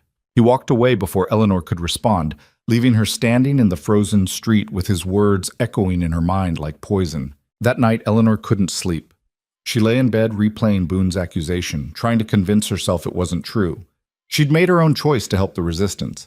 Rhett had never forced her, never manipulated her. But doubt crept in anyway, asking uncomfortable questions. Had she really chosen freely, or had she just traded one form of control for another? Was she helping Black Hollow, or just proving something to herself?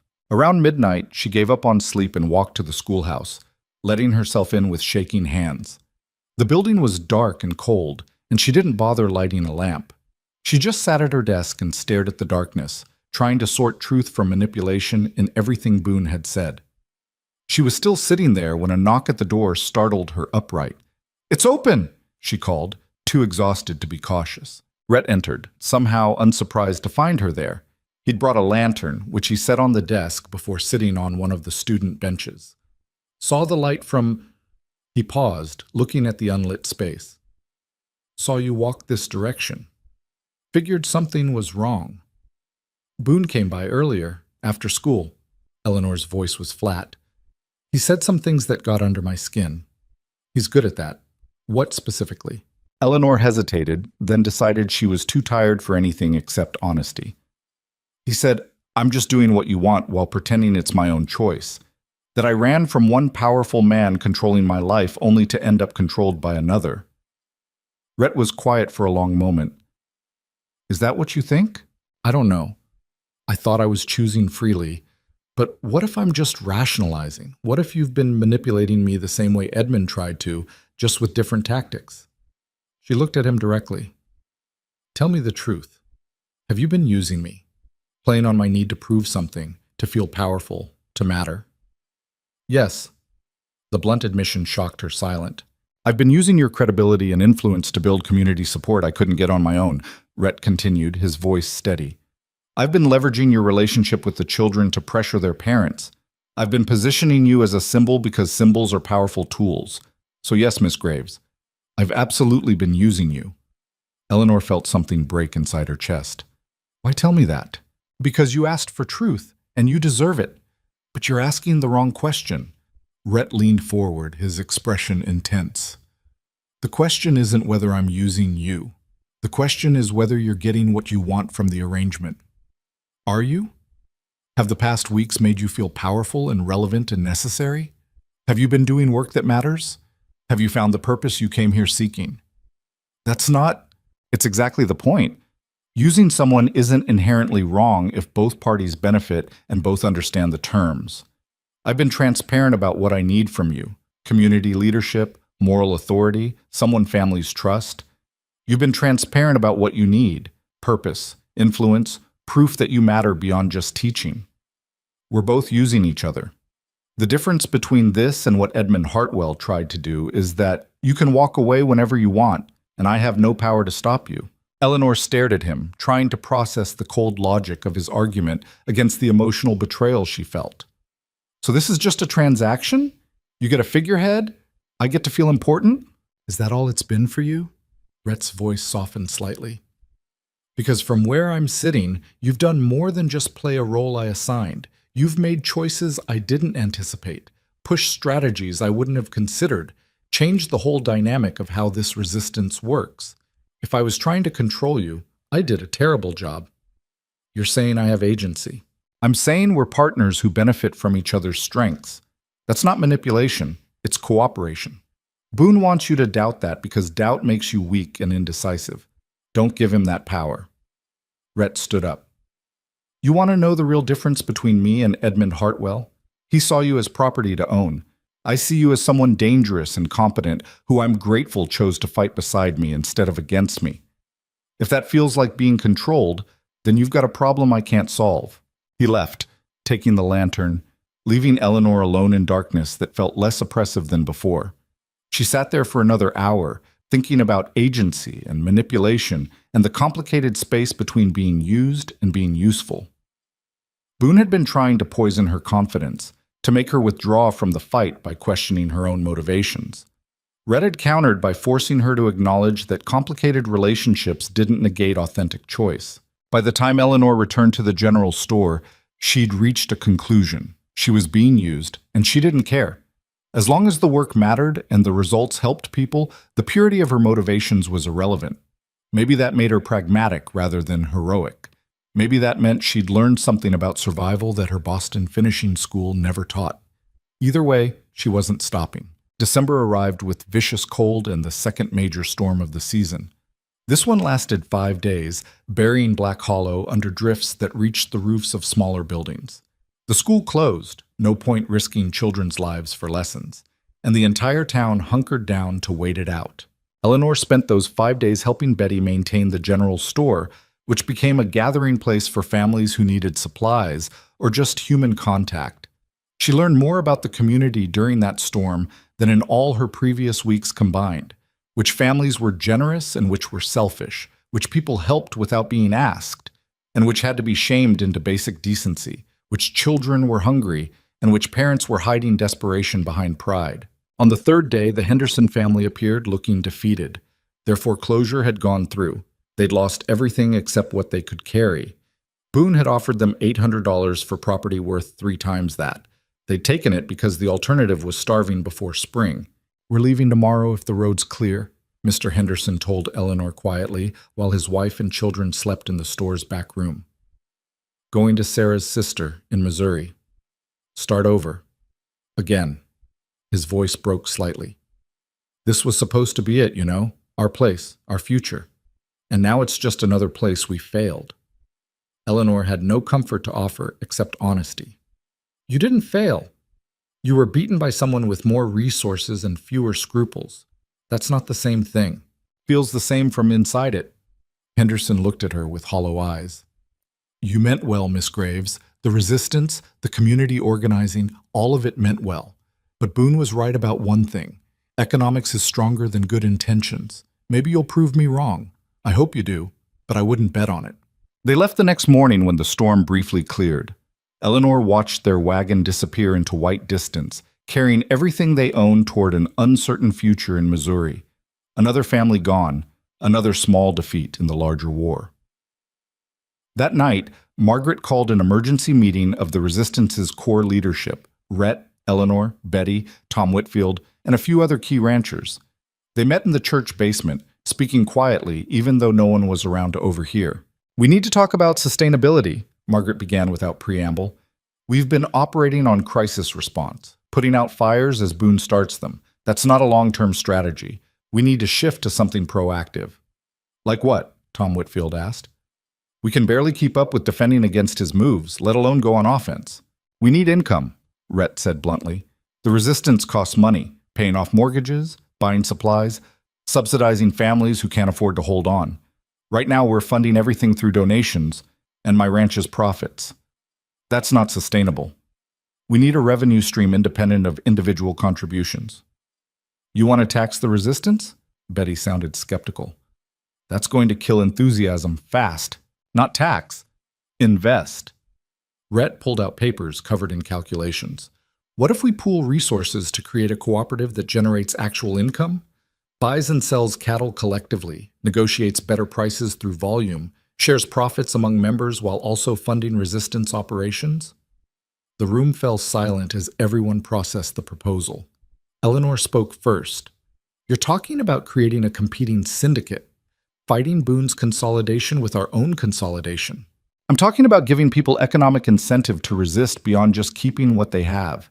If they can make more money by staying independent and cooperating than they could by selling to Boone, the whole calculation changes. Rhett looked around the room. It's risky. It requires trust and coordination, and everyone putting skin in the game. But it's the only way I see to turn this from a defensive fight into something that could actually win. Boone will see it as a direct threat, Tom pointed out. He'll escalate. He's already escalating. The question is whether we escalate back or just keep absorbing hits until we collapse. Rhett's voice was hard. I'm tired of playing defense. It's time to make Boone respond to us instead of the other way around. Eleanor listened to the debate that followed. Practical concerns about logistics, legal structures, how to convince families to participate. What happens if the cooperative fails and takes everyone down with it? The discussion was technical and complicated, but underneath it all was a simple question. Were they willing to risk everything on a strategy that might save them or might destroy them faster? Finally, Margaret called for a decision. We need consensus, all in or all out, no half measures. One by one, people voted. Tom voted yes. Betty voted yes. The other ranchers voted yes, some enthusiastically, others reluctantly. Finally, everyone looked at Eleanor. Miss Graves, Margaret prompted, you're part of this leadership. Your vote matters. Eleanor thought about the Henderson family heading toward Missouri, about the 3 families they'd saved and the 4 they'd abandoned, about Boone's cold smile and Rhett's brutal pragmatism. She thought about the children she taught and the futures they deserved and the price of giving up versus the price of fighting. Yes, she said. I'm in. The cooperative was announced at a community meeting 2 weeks later. The response was mixed. Some families embraced it immediately, seeing the economic potential. Others were skeptical, worried it was too risky, or that Rhett was consolidating power under the guise of cooperation. A few refused outright, preferring to remain independent even if it meant facing Boone alone. But enough people signed on to make it viable. By the end of January, the Black Hollow Cattlemen's Cooperative had 15-member families, shared resources worth nearly $40,000, and a legal structure designed to protect members from individual targeting. Boone's response was swift and multifaceted. First, he spread rumors that Rhett was building a cult of personality, that the cooperative was just a scheme to enrich himself at everyone else's expense. The rumors found fertile ground among families who'd always distrusted Rhett, or who resented being pressured to join something they didn't fully understand. Second, he offered premium prices to any cooperative member willing to sell out, not just fair market value, but 20% above it. 3 families immediately defected, taking the money and leaving. The cooperative absorbed the loss, but the defections rattled confidence among the remaining members. Third, and most devastatingly, he bought the railroad spur that connected Black Hollow to the main line. Technically, legal, strategically catastrophic. Without railroad access, shipping cattle became exponentially more expensive and difficult. The cooperative's economic model depended on efficient transportation. Boone had just destroyed that advantage with a single purchase. This is what I meant about escalation, Tom Whitfield said bitterly during the emergency meeting called to address the railroad situation. We threaten him economically, he destroys our infrastructure. What's next? Does he buy the land under the town? He can't do that, Margaret said, but she didn't sound certain. He can do whatever his money allows him to do. Rhett's voice was flat, exhausted. We knew he'd respond. We just didn't anticipate this specific move. Eleanor had been quiet throughout the meeting, but now she spoke up. What if we don't ship by rail? Everyone turned to look at her. What if we drive the cattle overland, to the main line, or even to Denver if necessary? It's slower and harder, but it's not dependent on infrastructure Boone controls. That's a 6-week drive in good weather, Tom objected. In winter, it's suicide. So we wait until spring, stockpile until we can move safely, then drive everything at once. Eleanor looked at Rhett. You said we needed to make Boone respond to us. This does that. He's expecting us to either give up or try to negotiate for railroad access. If we go around him entirely, build a route he can't control, we prove the cooperative isn't dependent on his permission. It's dangerous. We'd be risking everything on one drive. If it fails, If it fails, we're no worse off than if we quit now. At least this way we go down fighting instead of surrendering. Eleanor's voice was steady. You wanted to escalate. This is escalation. The room debated for another 2 hours, but eventually they reached consensus. The cooperative would wait until spring, then conduct a massive cattle drive to Denver, bypassing Boone's railroad monopoly entirely. It was risky to the point of recklessness, but the alternative was slow starvation under economic siege. That night, Eleanor couldn't sleep again. She lay in bed thinking about all the ways the plan could fail: weather, disease, bandits, simple bad luck. They were betting everything on 6 weeks of overland travel through some of the harshest terrain in the territory. It was the kind of plan that seemed brilliant until it collapsed under the weight of reality. Around 3 a.m, someone knocked softly on her door. Eleanor opened it to find Rhett standing in the hallway, looking as sleepless as she felt. Can't sleep either? He asked. Too many things could go wrong. Every plan we've made has had too many things that could go wrong. We do it anyway. Rhett gestured vaguely. Can we talk? Not about strategy or tactics, just talk. Eleanor stepped aside, letting him into the small room. There was nowhere to sit except the bed, so they both leaned against the wall, standing in the darkness. Tell me about Boston, Rhett said quietly. About what you were running from. You've mentioned Edmund Hartwell and the arranged marriage, but not the details. Eleanor was surprised by the question, by the shift from public leader to private person. But maybe she was tired of carrying it alone. My father was a shipping merchant who made bad investments and lost everything. Edmund offered to buy the debt and restore my family's social position in exchange for marriage. My father accepted without asking me. I was informed of the arrangement 6 months before the wedding. And you had no say in it. I had the say women always have. Accept gracefully or cause a scandal that destroys everyone you care about. I chose scandal. Eleanor's voice was bitter. Left a note, took what money I could scrape together, bought a train ticket west. I have no idea if my family recovered or if my running ruined them completely. Haven't received a letter since leaving, and I'm not sure if that's because they hate me or because they don't know where I am. Do you regret it? Every single day. And not at all. Eleanor turned to look at him in the darkness. I regret hurting people I loved. I don't regret refusing to be sold like furniture. Those two things exist simultaneously, and I've stopped trying to reconcile them. Rhett nodded slowly. I killed 12 men during the war, like Jacob said. Probably more, but 12 I remember specifically. Young men, old men, soldiers, and civilians. I can tell you what each of them looked like when they died. I can tell you which ones were necessary and which ones happened because I was scared or angry or just numb to violence. Eleanor waited, sensing he needed to say this. I came to Montana afterward because I couldn't be around people who hadn't seen what I'd seen. Built the ranch alone, kept everyone at arm's length, convinced myself that isolation was safety. Then Black Hollow started growing, and families needed help, and suddenly I was responsible for people again, whether I wanted to be or not. He exhaled slowly. The Iron Wolf reputation, half of it's deserved. The other half is just frontier mythology built around a man who doesn't know how to connect with people without frightening them. You don't frighten me. You frighten me. Rhett's admission hung in the darkness. You showed up from nowhere with no frontier experience and no survival skills, and somehow you've become the emotional center of everything we're building. If you fail, we fail. And I have no control over that, which terrifies me more than anything Boone could do. Eleanor absorbed this, understanding the vulnerability beneath his words. I'm not going to fail, or if I do, I'll fail fighting instead of giving up. That's all I can promise. That's all anyone can promise out here.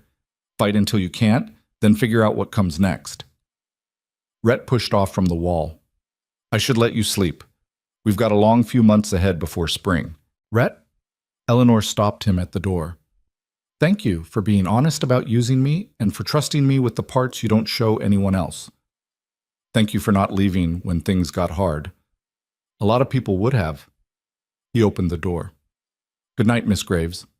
Eleanor, if we're sharing midnight confessions, we're past formality. Eleanor. He tried out the name like it was foreign. Good night. He left, and Eleanor finally felt tired enough to sleep. February was brutal in ways that had nothing to do with weather. The cold remained constant, but the real suffering came from shortages. Supplies ran low throughout Black Hollow as winter dragged on longer than expected. Families began making impossible choices about what they could afford to keep versus what they needed to sell just to make it to spring. The cooperative helped where it could, but resources were stretched thin preparing for the cattle drive. Every dollar spent on current emergencies was a dollar not available for the spring operation that represented everyone's best hope for survival. Eleanor watched her school enrollment drop as more families either left or pulled their children out to help with survival tasks. By mid-February, she was teaching 18 students down from her peak of 32. Each missing child represented a family reaching the breaking point. Then Annie Carson stopped coming to school. Eleanor noticed after 3 consecutive absences and walked to the Carson home after classes ended. She found the family's small house dark, windows covered, no smoke from the chimney despite the cold. "They left last week," a neighbor called from across the street. "Mary took sick, couldn't shake the cough. Bill decided they needed to go south where it's warmer, borrowed money from Boone for the trip." Eleanor felt ice in her stomach. Borrowed from Boone? Didn't have a choice. No one else had money to lend, and Mary was getting worse. Boone gave them $500 on condition they sign over the property when they go. The neighbor shrugged. "Heard Mary died 2 days into the trip. Bill and the kids kept going anyway. Nothing left for them here." Eleanor walked back to the general store in a daze. Annie, brilliant, traumatized Annie, who'd survived assault and found purpose in mathematics, was gone. Her mother was dead. Her family was fleeing south with borrowed money that would hang over them forever, and Eleanor hadn't even known they were struggling that badly. That evening, she confronted Margaret with the question that had been building for weeks. How many families are borrowing from Boone? How many are taking his money while still living here, accumulating debt they can't repay? Margaret's expression told her the answer was bad. At least 15 families that we know about. Probably more who aren't admitting it. Boone's running a company store model. Advance them credit for supplies at inflated prices, then collect through debt and eventually property seizure when they can't pay. That's predatory lending. That's the frontier economy. No banks willing to lend to small operations, no government oversight, no legal recourse for families without money for lawyers. Margaret poured 2 cups of coffee, even though neither of them would drink it. "He's smarter than we gave him credit for. Instead of fighting us directly, he's undermining everything by becoming the lender of last resort. People who hate him still have to take his money because there's no alternative.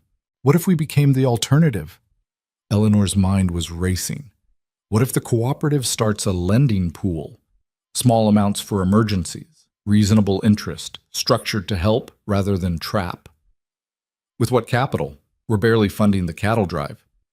With the drive profits once they come in. And in the meantime, with community contributions. Even small amounts would help. Eleanor grabbed paper and started calculating.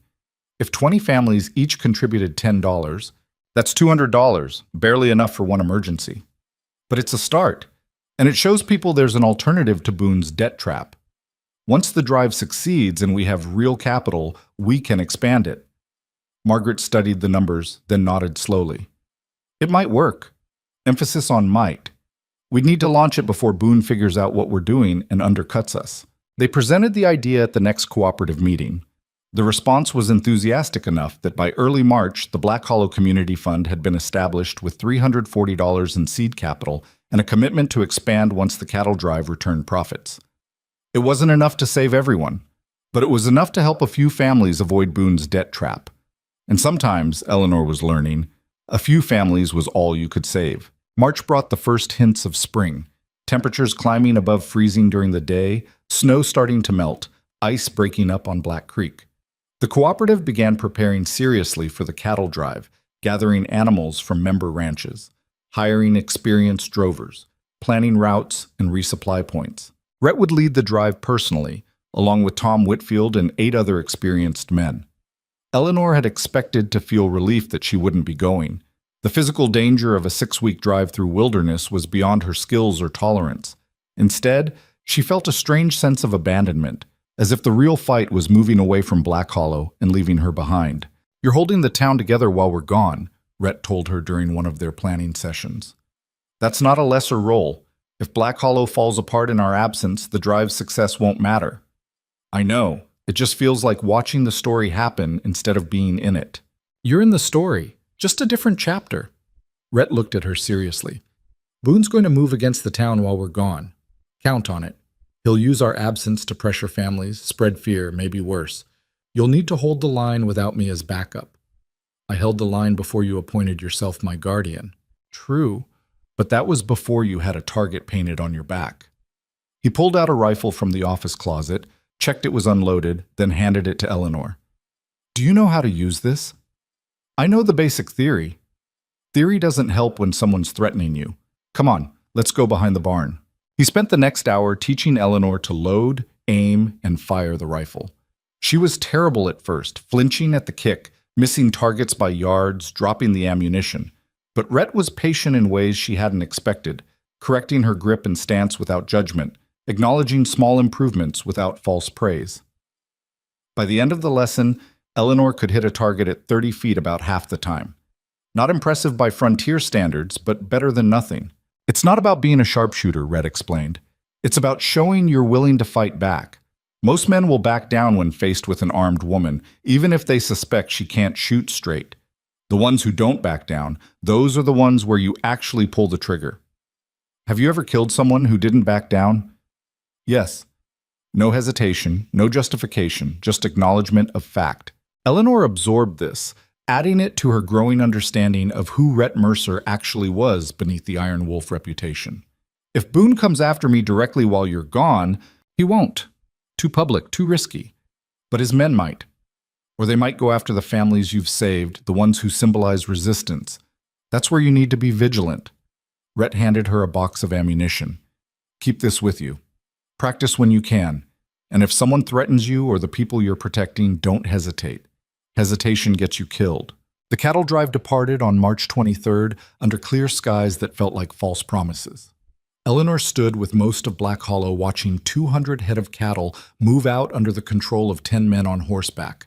Rhett rode at the head of the column, looking back once before the whole operation disappeared into the distance. Then Black Hollow was alone with Eleanor as its unlikely defender, and the real test of what she'd built was about to begin. Boone waited exactly 3 days before making his move. Eleanor was teaching fractions to the younger students when Betty burst through the schoolhouse door, her face flushed from running. Eleanor, you need to come now. The Whitfield place, something's wrong. Eleanor dismissed this class early and followed Betty through the muddy streets toward the edge of town where the Whitfield family kept their small ranch. As they approached, she could see smoke rising, not the thick black of a building fire, but something smaller, more controlled. They found Sarah Whitfield standing in her yard watching 3 of Boone's men burn her winter hay supply. The pile that should have lasted until summer was going up in controlled flames while Sarah's children clung to her skirts, crying. What are you doing? Eleanor demanded, striding toward the nearest man. He was large, unshaven, with the casual arrogance of someone who'd never faced real consequences. Disposing of contaminated feed, ma'am. Mrs. Whitfield's hay got infested with mold. Health hazard. We're doing her a favor. That's not mold. That's perfectly good hay. You an expert on livestock feed, school teacher? The man smiled, showing gapped teeth. Mr. Boone's been generous enough to offer Mrs. Whitfield replacement hay at cost, plus a loan to cover the expense since her husband's away on that fool cattle drive. All very proper and legal. Eleanor looked at this burning hay, understanding the trap immediately. With Tom gone on the drive, Sarah was alone with 3 children and animals that needed feeding. Boone had destroyed her hay supply, then positioned himself as her only option for replacement. The debt would pile up over the next 6 weeks until she had no choice but to sell. How much for the replacement hay? Eleanor asked. $200, plus interest on the loan, of course. $200 for hay that costs $75 at market value? The man shrugged. Market value is determined by supply and demand, ma'am. Right now, Mrs. Whitfield's demand is high, and her supply options are limited. Economics. Eleanor felt rage building, but forced herself to think tactically. Fighting these men directly would accomplish nothing except getting her hurt. But letting them succeed meant Sarah would be trapped in exactly the debt spiral Boone had designed. The community fund will cover the hay, Eleanor said. At actual market value, $75. Fund doesn't have that kind of money. The man had clearly been briefed.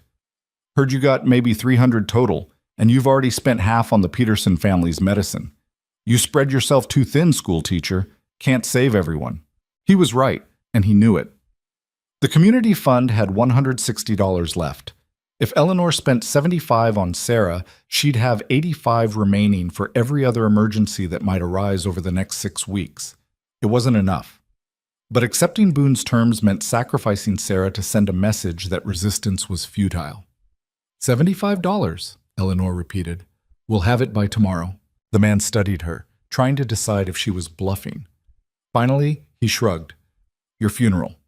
We'll finish burning this contaminated hay, then Mrs. Whitfield can make arrangements for replacement at whatever price she can negotiate, if she can negotiate.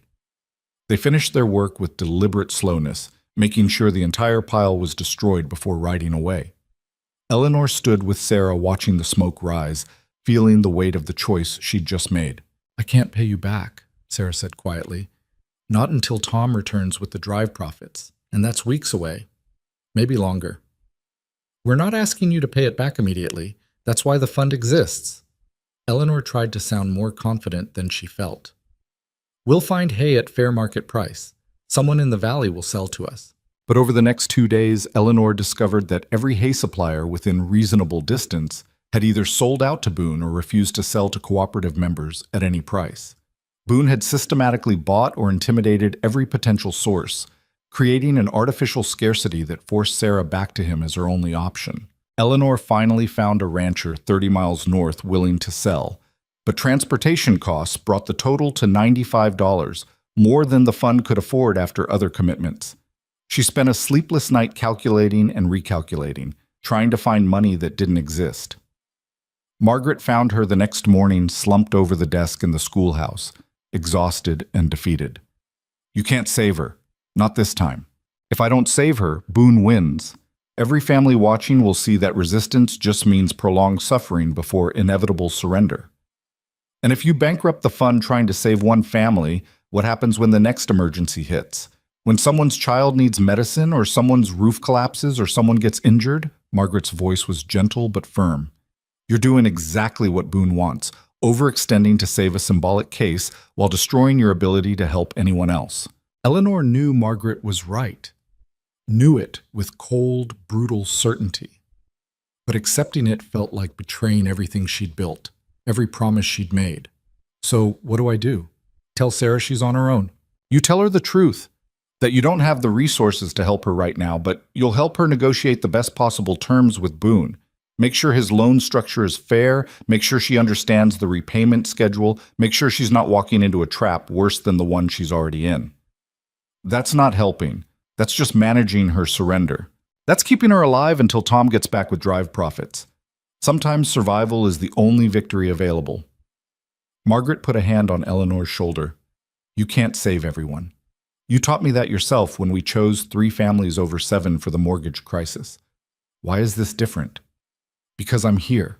Because I promised to hold the line while Rhett was gone. Because if I fail the first test, what's the point of any of this? The point is staying alive long enough to fight the battles you can win. This isn't one of them. Margaret's grip tightened slightly. Learn to lose strategically, Eleanor. It's the only way to survive the war. Eleanor visited Sarah that evening and explained the situation. No affordable hay available, fund resources exhausted, no good options except negotiating with Boone. Sarah listened with the blank expression of someone who'd already accepted defeat. I appreciate you trying, Sarah said. More than you know. But Tom was right to worry about me managing alone. I'm not strong enough for this. You are strong enough. You're just outnumbered and outmaneuvered. That's different. Doesn't feel different. Sarah looked at her children playing in the next room, oblivious to their mother's desperation. I'll talk to Boone tomorrow, see what terms he offers. Maybe they won't be as bad as we fear. They were worse. Boone offered Sarah hay at $200 with interest compounding weekly at 15%. Full repayment due when Tom returned from the drive, and if payment wasn't made in full, Sarah would sign over 20% of the Whitfield property as collateral.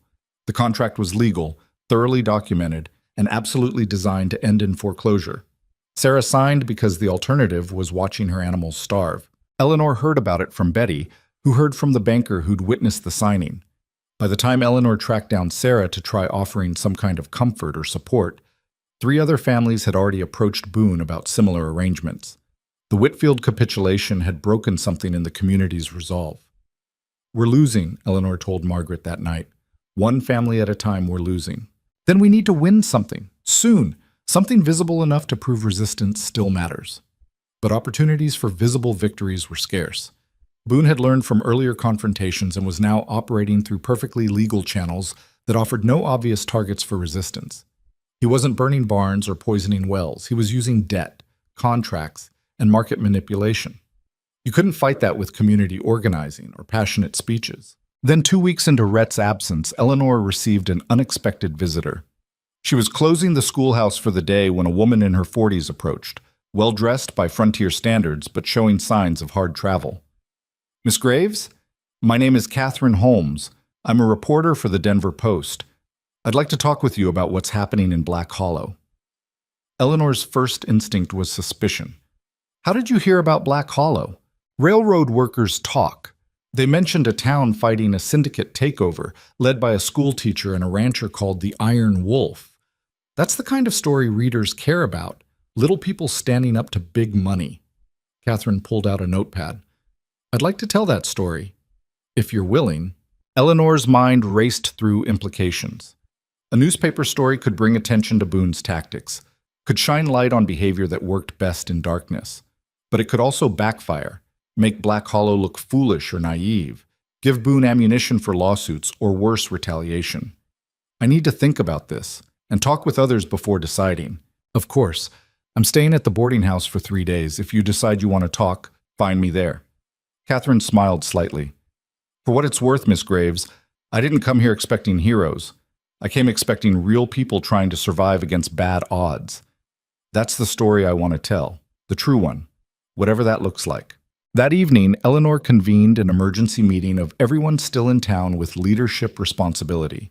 Margaret, Betty, several ranchers' wives whose husbands were on the drive, Doc Preston, even Jacob Tanner representing the younger generation. They debated for 3 hours whether talking to a reporter was inspired strategy or suicidal stupidity. "Boone operates in darkness," Betty argued. "Sunlight's his enemy. A story in a major newspaper exposing his tactics could bring pressure he can't ignore. Or it could just anger him into worse retaliation," countered Mrs. Peterson, whose husband was on the drive. "We're vulnerable right now with our men gone. Poking Boone with newspaper publicity might be the thing that pushes him to violence. He's already using violence, economic violence, legal violence, just dressed up to look legitimate. Maybe it's time people outside Black Hollow understood what that looks like." This from Doc Preston, surprisingly passionate. "I'm tired of watching good people destroyed by a system that favors money over humanity." Jacob spoke last, his young voice cutting through the adult debate. "My pa always said you fight battles you can win and avoid battles you can't. But maybe some battles are worth fighting even if you lose, because not fighting means you've already lost the only thing that matters." Eleanor looked at the teenager, seeing the man he'd become over these hard months. "What's the thing that matters, Jacob?" "Knowing you didn't quit, knowing you stood up when you could have stayed down." He met her eyes directly. "If we don't talk to that reporter, we're staying down." The vote was 8 in favor, 4 against, 3 abstaining. Eleanor would meet with Catherine Holmes and tell Black Hollow's story, knowing it might save them or destroy them, but unable to do nothing while Boone slowly strangled the town. Over the next 2 days, Eleanor and Catherine talked for hours. Eleanor showed her the town, introduced her to families struggling under Boone's pressure, explained the cooperative's formation and the cattle drive's purpose. She was honest about the defeats they'd suffered, the families they'd failed to save, the reality that resistance might ultimately fail. Catherine interviewed dozens of people, took extensive notes, asked sharp questions that forced Eleanor to examine her own motivations and methods. On the 3rd day before leaving for Denver, Catherine asked one final question. "Why you? Why is a school teacher from Boston leading a frontier resistance movement?" Eleanor had been asked variations of this question dozens of times, by townspeople and by herself during sleepless nights, but she'd never articulated an answer that felt complete. Now, exhausted and uncertain and carrying the weight of too many impossible choices, she found words that felt true. "Because I know what it's like to have your future stolen by someone with more power than you. Because I came here seeking freedom and found people fighting for the same thing I was running toward, because someone had to, and I was there. She paused. But mostly because I couldn't live with myself if I did nothing, while good people lost everything to a bad system. Maybe that makes me naive or heroic or just stubborn. I honestly don't know anymore. But I'm still here. Catherine wrote that down, then closed her notepad. The story will run in 2 weeks. I can't promise it'll change anything, but I can promise it'll be honest. Thank you for trusting me with this. She left on the afternoon stage, and Eleanor felt both relief and dread. The story was out of her hands now, subject to editorial decisions and reader reactions she couldn't control or predict. All she could do was wait and hope she hadn't just painted a target on Black Hollow that Boone couldn't ignore.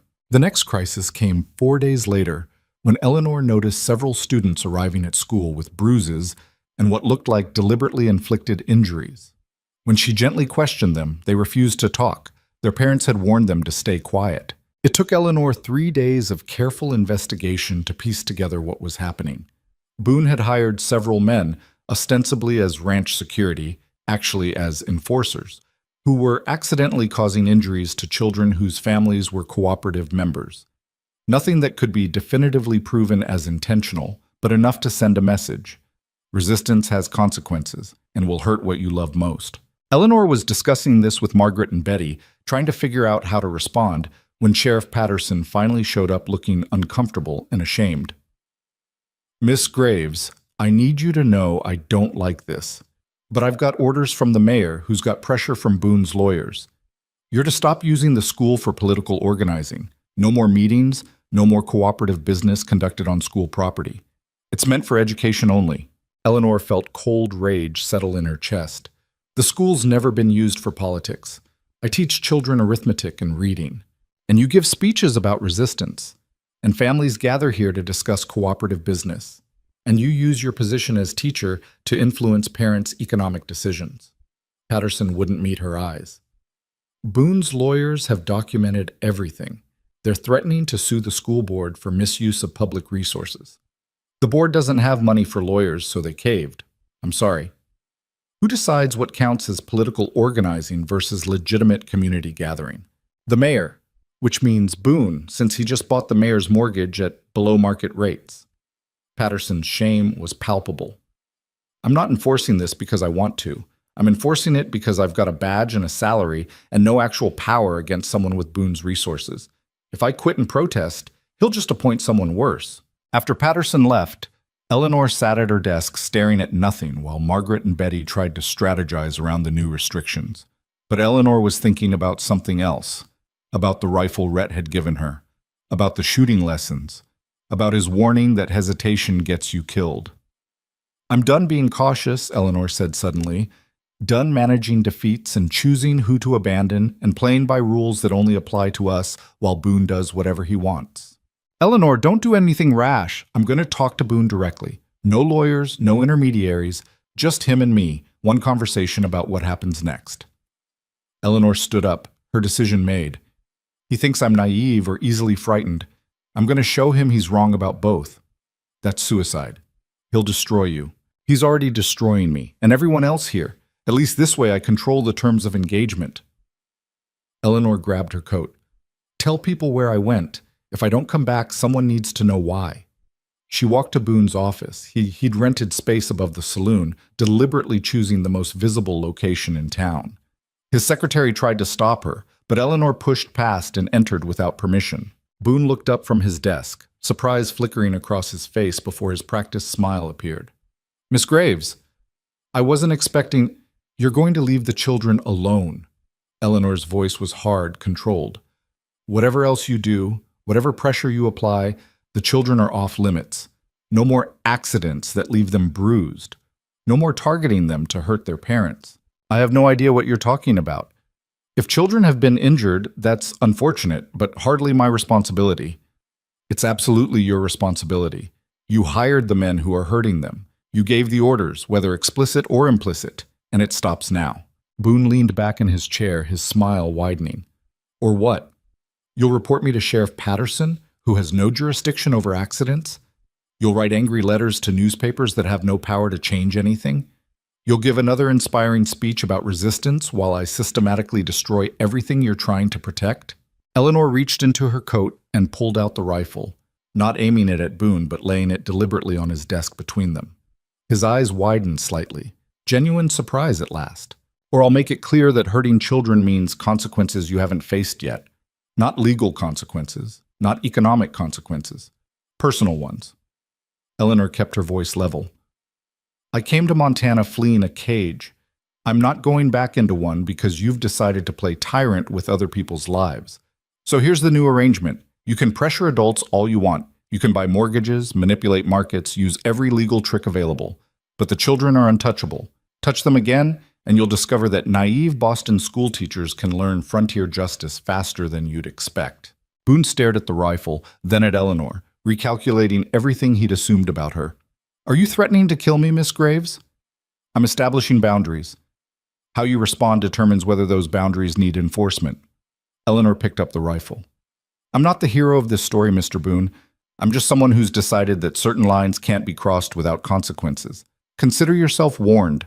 She left before he could respond, walking down the stairs and back into the street, with her heart hammering so hard she thought it might burst. She'd just threatened a powerful man with violence, potentially illegal, definitely dangerous, absolutely not the kind of thing a civilized person should do. But watching Boone's face shift from contempt to uncertainty to something approaching respect, Eleanor had felt powerful in a way she'd never experienced. Not the power of money or position or education, but the raw power of someone willing to risk everything to protect what mattered. Whether that made her brave or reckless or simply desperate, she didn't know. But the injuries stopped.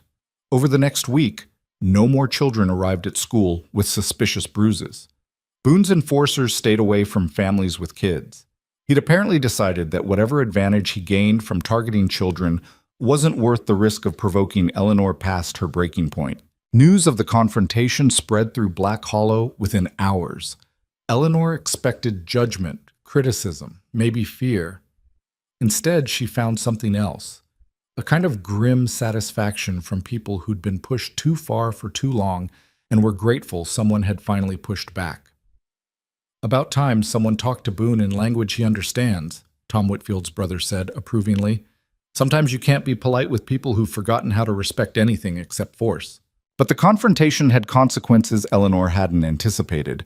Boone stopped operating openly, pulled back from visible pressure tactics, but the legal and economic warfare intensified. More families received letters about called loans. More accidents happened to cooperative property. More suppliers mysteriously refused to sell to resistance members. The war had gone from visible conflict to shadow warfare, and Eleanor had no idea how to fight an enemy she couldn't see or confront directly. Then, 3 weeks into the cattle drive, a rider came from the north carrying news that stopped Eleanor's heart. The drive had been attacked. Details were scarce. Some kind of ambush in the high country. Shots fired. Casualties unknown. The rider had been sent ahead to warn Black Hollow while the drive regrouped and assessed damage. He couldn't say whether Rhett was alive or dead, whether the cattle were lost, whether the entire operation had collapsed. Eleanor stood in the street hearing this news and felt the ground dissolve beneath her. Everything they'd built, every sacrifice they'd made, every family they'd convinced to resist, all of it depended on the drive succeeding. If it failed, Boone won completely. Black Hollow would die not through violence, but through simple economic starvation. We need to send help, someone said. Help how? We don't know where they are or what they need. This from Margaret, trying to think tactically through the fear. We need to prepare for the worst. Betty's voice was pragmatic but shaking. If the drive's lost, we need plans for how families survive the aftermath. But Eleanor was thinking about something else. About Rhett leading 10 men into the wilderness, carrying everything Black Hollow needed to survive. About her last conversation with him, teaching her to shoot, trusting her to hold the town together in his absence. About the weight of leadership and the price of failure, and the question of what she was willing to risk to turn disaster into survival. We're not preparing for the worst, Eleanor said quietly. We're preparing to fight. Whether the drive succeeds or fails, whether Rhett returns or doesn't, Black Hollow keeps fighting, because that's what we do. That's what we are now. She looked around at the gathered crowd, exhausted, frightened people who'd been pushed to their limits and beyond.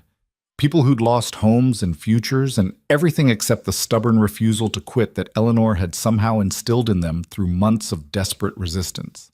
Boone thinks he's won, Eleanor continued.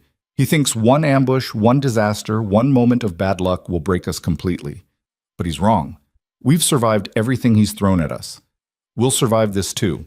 And when Rhett returns, because he will return, we'll be here, still standing, still fighting, still refusing to surrender. She didn't know if she believed her own words, didn't know if faith could substitute for facts, or if determination could overcome economics. But she said them anyway, because leaders don't have the luxury of doubt, and someone had to keep people believing that survival was possible. The next 2 weeks were the longest of Eleanor's life. Every day without news from the drive felt like evidence of disaster. Every family that approached Boone about selling felt like another defeat. Every night she lay awake calculating how long Black Hollow could hold together before the weight of uncertainty crushed what little remained of community morale. Then, on a cold morning in late April, a lookout spotted riders approaching from the south. The entire town gathered in the street, holding their breath, trying to identify the figures emerging from distance and dust. Eleanor stood at the front of the crowd, her hands clenched so tight her nails cut into her palms, praying to forces she didn't believe in for one piece of good news in a season of defeats. The lead rider resolved into Rhett Mercer, alive and upright in the saddle, his gray horse moving with weary determination. Behind him came Tom Whitfield and 6 other men, all looking like they'd been through war. 3 riders were missing, and Eleanor's heart sank. But then she saw what followed the riders, cattle, hundreds of them, driven by exhausted cowboys who looked ready to collapse. The herd was smaller than what had left Black Hollow 6 weeks earlier, but it was there, moving, alive. The drive had survived. Rhett dismounted in the middle of town, and Eleanor found herself running toward him before conscious thought caught up. She stopped a few feet away, suddenly unsure what to say or do, aware that the entire town was watching.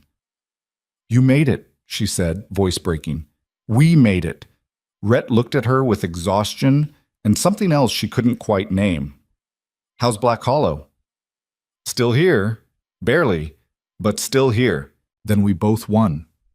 His hand reached out, and Eleanor took it, feeling calluses and strength, and the evidence of 6 weeks surviving the impossible. Around them, families reunited with returning men. Wives embraced husbands. Children climbed onto fathers who'd been gone too long. The town filled with the sound of relief and joy and the desperate laughter of people who'd expected the worst and received salvation instead. But Eleanor saw the 3 missing riders in Rhett's eyes, saw the cost written into every line of his face, and understood that victory never came clean. People had died for this. Men with families and futures had paid the price for Black Hollow's resistance with their lives. Later, after the initial chaos settled and the cattle were secured and families dispersed to celebrate privately, Rhett found Eleanor at the schoolhouse where she'd retreated to process everything. 3 dead, he said without preamble. "We got ambushed in a canyon. Boone's men, had to be, though we can't prove it. Lost 40 head of cattle and 3 good men before we fought our way clear." His voice was empty, drained of everything except the need to report facts. "But we sold the rest in Denver for $16,000. After expenses and compensating the families of the men we lost, that's $9,000 profit for the cooperative. Enough to fund resistance for another year, maybe longer. $9,000. Enough to pay off mortgages, stock the community fund, give families breathing room against Boone's pressure. Enough to prove that resistance wasn't futile, that survival was possible through unity and sacrifice. Enough, maybe, to finally start winning instead of just losing slowly. But Eleanor couldn't stop thinking about the 3 men who weren't coming home, about the families who'd just learned their husbands and fathers had died for money that couldn't bring them back. "Was it worth it?" she asked quietly. 3 lives for $9,000 and proof of concept? Rhett was silent for a long moment. "Ask me that in a year. If Black Hollow's still here, still independent, still fighting, then maybe yes. If we're gone and Boone owns everything anyway, then those men died for nothing." He looked at her directly. "That's the burden you signed up for when you chose leadership. Living with decisions that kill people and hoping history judges you made the right call." Eleanor nodded, adding another weight to the already crushing load of impossible choices and terrible necessities that came with trying to save anyone in a world designed to destroy them. Outside, Black Hollow celebrated survival, while Eleanor and Rhett sat in silence, counting the cost of winning. The celebration lasted 3 days, but the reckoning came on the 4th when Catherine Holmes' article appeared in the Denver Post. Someone had ridden south specifically to purchase copies, and by noon the entire town had gathered at the general store while Betty read aloud. The headline was stark: Frontier Town's Last Stand, How Black Hollow Fights Corporate Consolidation. Catherine had told the story exactly as Eleanor had feared and hoped, honest, unflinching, capturing both the determination of the resistance and the desperation underlying it. She'd described Boone's tactics in detail, documented the families destroyed, quoted Eleanor extensively about why they kept fighting despite impossible odds. The article painted Black Hollow as either heroic or foolish, depending on the reader's perspective, and Eleanor suspected both interpretations were accurate. "This is going to make Boone furious," Margaret said when Betty finished reading. "National attention on tactics he's worked hard to keep quiet." "Good." Rhett's voice was hard. "Let him be furious. Maybe it'll make him careless." But Boone didn't become careless. He became methodical. 2 days after the article's publication, lawyers arrived from Denver representing Boone's syndicate. They filed lawsuits against the cooperative for restraint of trade, against Eleanor personally for defamation based on her quotes in the article, and against 3 families for defaulting on loans that weren't actually due yet. The legal filings were precisely calculated to drain resources and time, while accomplishing nothing except demonstrating Boone's power to weaponize the legal system. "We can fight these," the lawyer the cooperative hired with Drive Profit said uncertainly. "But it'll cost thousands and take months, and even if we win, he can just file more." Eleanor sat through the legal consultation, feeling the trap close around them. They'd won the cattle drive, earned breathing room, proven resistance was possible.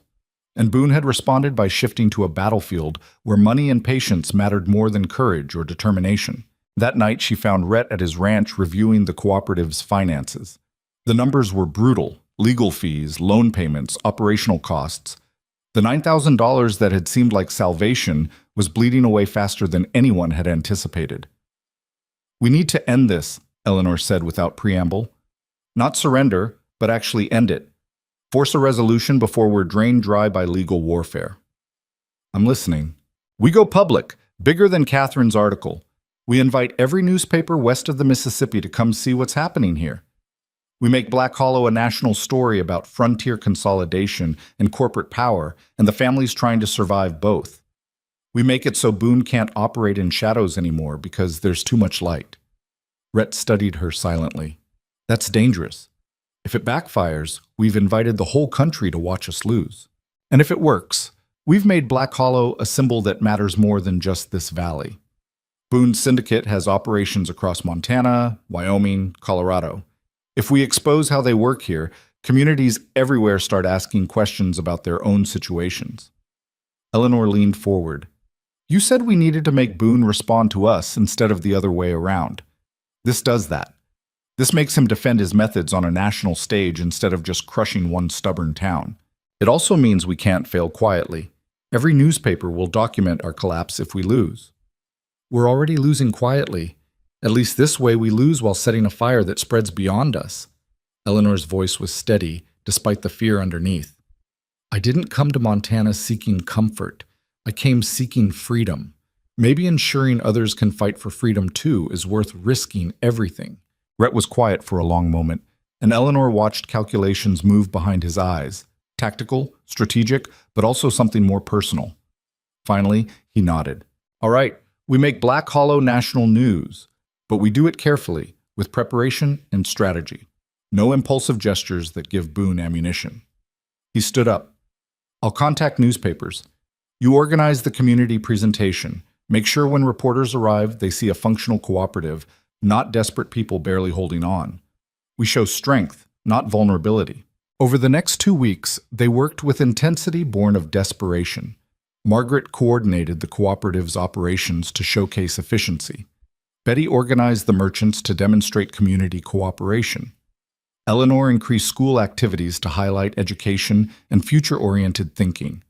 Every aspect of Black Hollow was polished to present the best possible face to incoming scrutiny.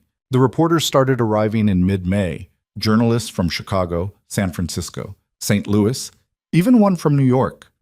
They came expecting frontier drama and found something more complicated. A community genuinely trying to build something sustainable while facing systematic destruction from forces that saw people as obstacles to profit. Eleanor gave interviews until her voice was hoarse. She showed them the schoolhouse, introduced them to families fighting to keep their land, explained the cooperative structure and the resistance's philosophy.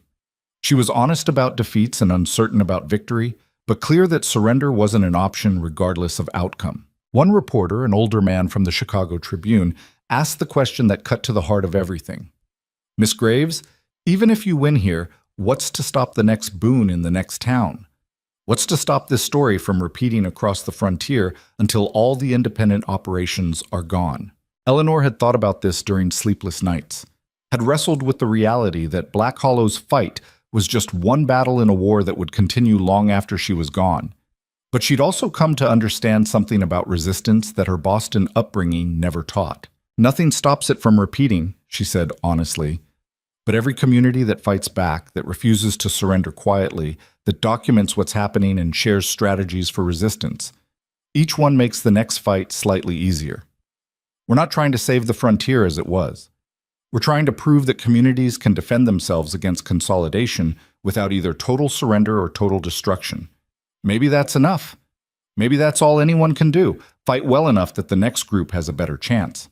The reporter wrote that down, and Eleanor saw his expression shift into something like respect. The national attention brought unexpected consequences.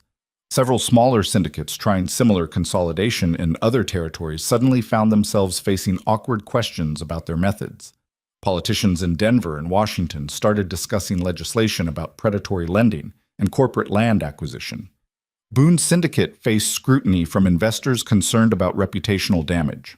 None of it stopped Boone directly, but it changed the battlefield. He couldn't operate with the same casual brutality when newspapers were documenting everything. He couldn't pressure families as overtly when reporters were interviewing those families about their experiences.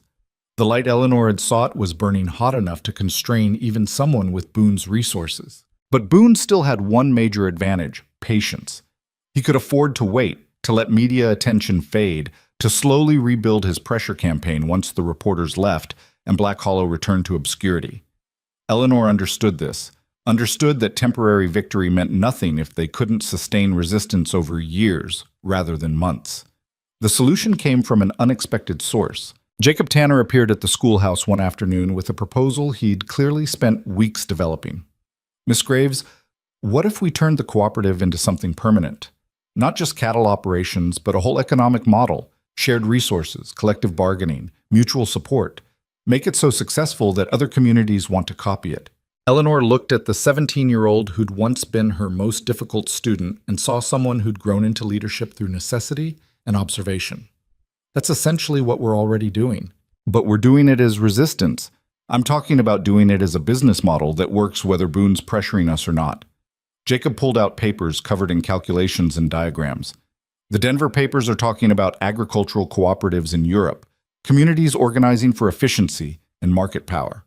What if Black Hollow became the American version, proved that cooperation outperforms consolidation when done right?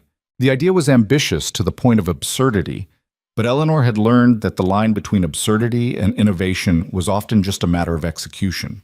She brought the proposal to Rhett and Margaret, who brought it to the cooperative membership, and somehow the impossible plan gained momentum through pure audacity. By June, the Black Hollow Cooperative had reorganized itself from a defensive alliance into a permanent economic structure. Member families contributed resources and labor, shared profits proportionally, made decisions collectively through elected leadership. It wasn't perfect. Arguments erupted constantly about resource allocation, decision-making authority, fair distribution. But it was functional, and more importantly, it was growing. 3 families from neighboring valleys asked to join, then 5 more.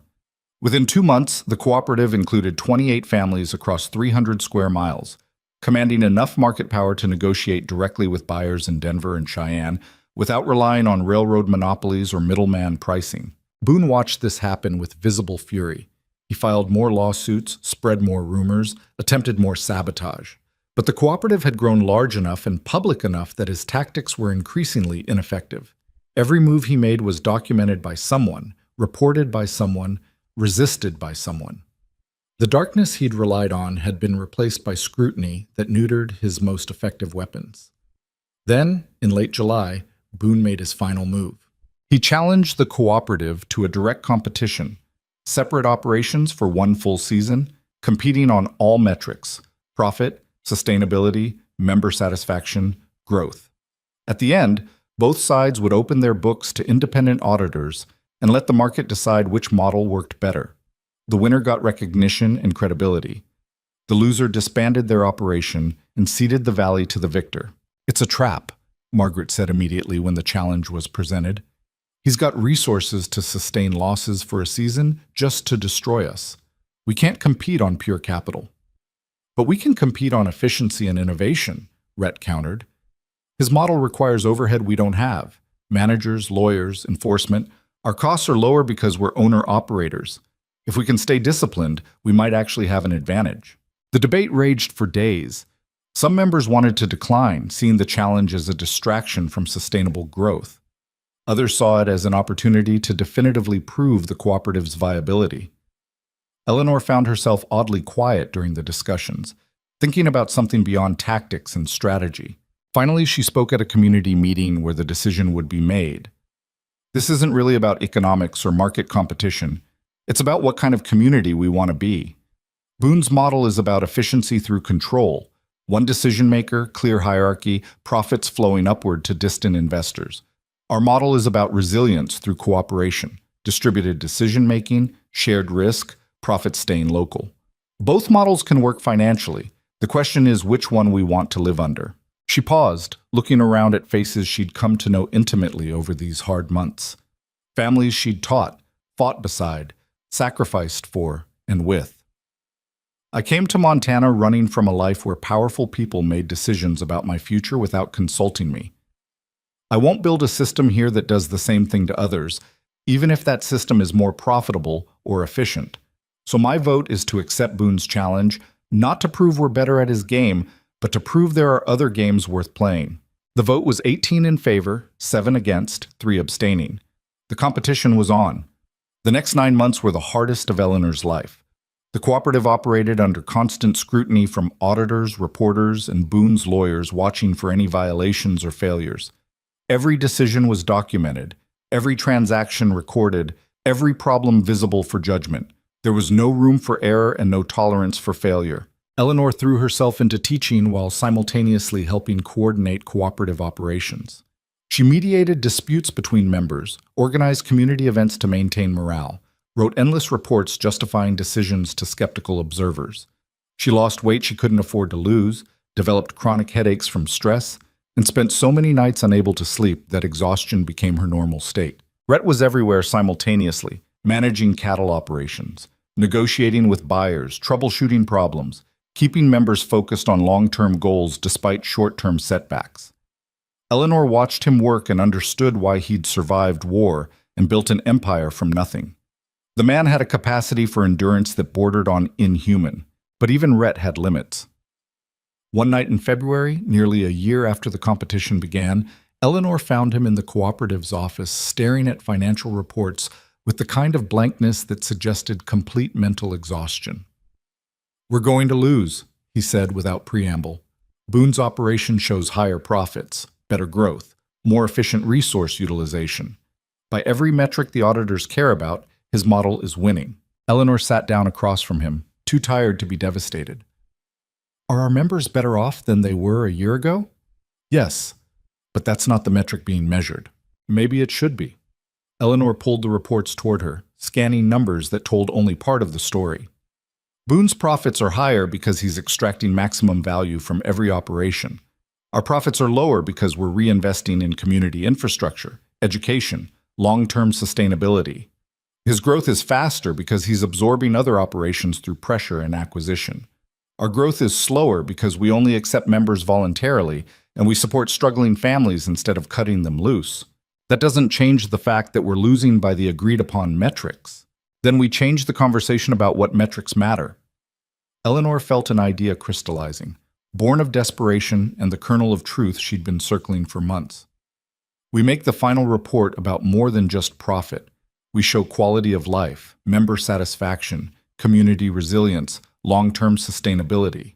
We show that our members are building futures instead of just extracting value. We make the auditors judge systems, not just spreadsheets. Rhett looked at her with something between exhaustion and hope. That's not what was agreed to. What was agreed to was letting the market decide which model works better. Markets are made of people making choices about what they value. If we can show our members value this system enough to choose it even when it makes less immediate profit, that's market validation that matters more than quarterly returns. They spent the next month preparing a final presentation that was part financial report, part community testimony, part philosophical argument about what success actually meant. Eleanor organized statements from families about how their lives had changed. Margaret compiled data on education, health, long-term stability. Rhett synthesized everything into a report that acknowledged lower profits while arguing for the value of distributed prosperity over concentrated wealth. The final presentation happened in April, one full year after the competition began. Auditors, reporters, and representatives from both operations gathered in Black Hollow's church, the only building large enough to hold everyone. Boone presented first, his lawyers walking through impressive financial returns and efficient operations that justified syndicate consolidation as economically superior. Then Eleanor stood to present the cooperative's results.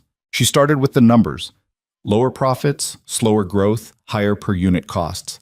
Let those facts sit in the room, uncomfortable and damning. Then she shifted. Mr. Boone's numbers show a successful business extracting maximum value from operations. Our numbers show a successful community building sustainable prosperity. The question you're here to judge is which definition of success matters. So I'd like you to hear from some of our members about what this year has meant for them. One by one, families stood and spoke. Tom Whitfield talked about how cooperative membership had allowed him to recover from debt that would have destroyed his family under Boone's system.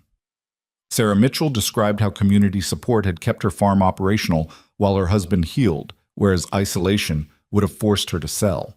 Jacob Tanner, now a young man preparing to take over his family's operation, talked about having a future in Black Hollow instead of being displaced to find work elsewhere.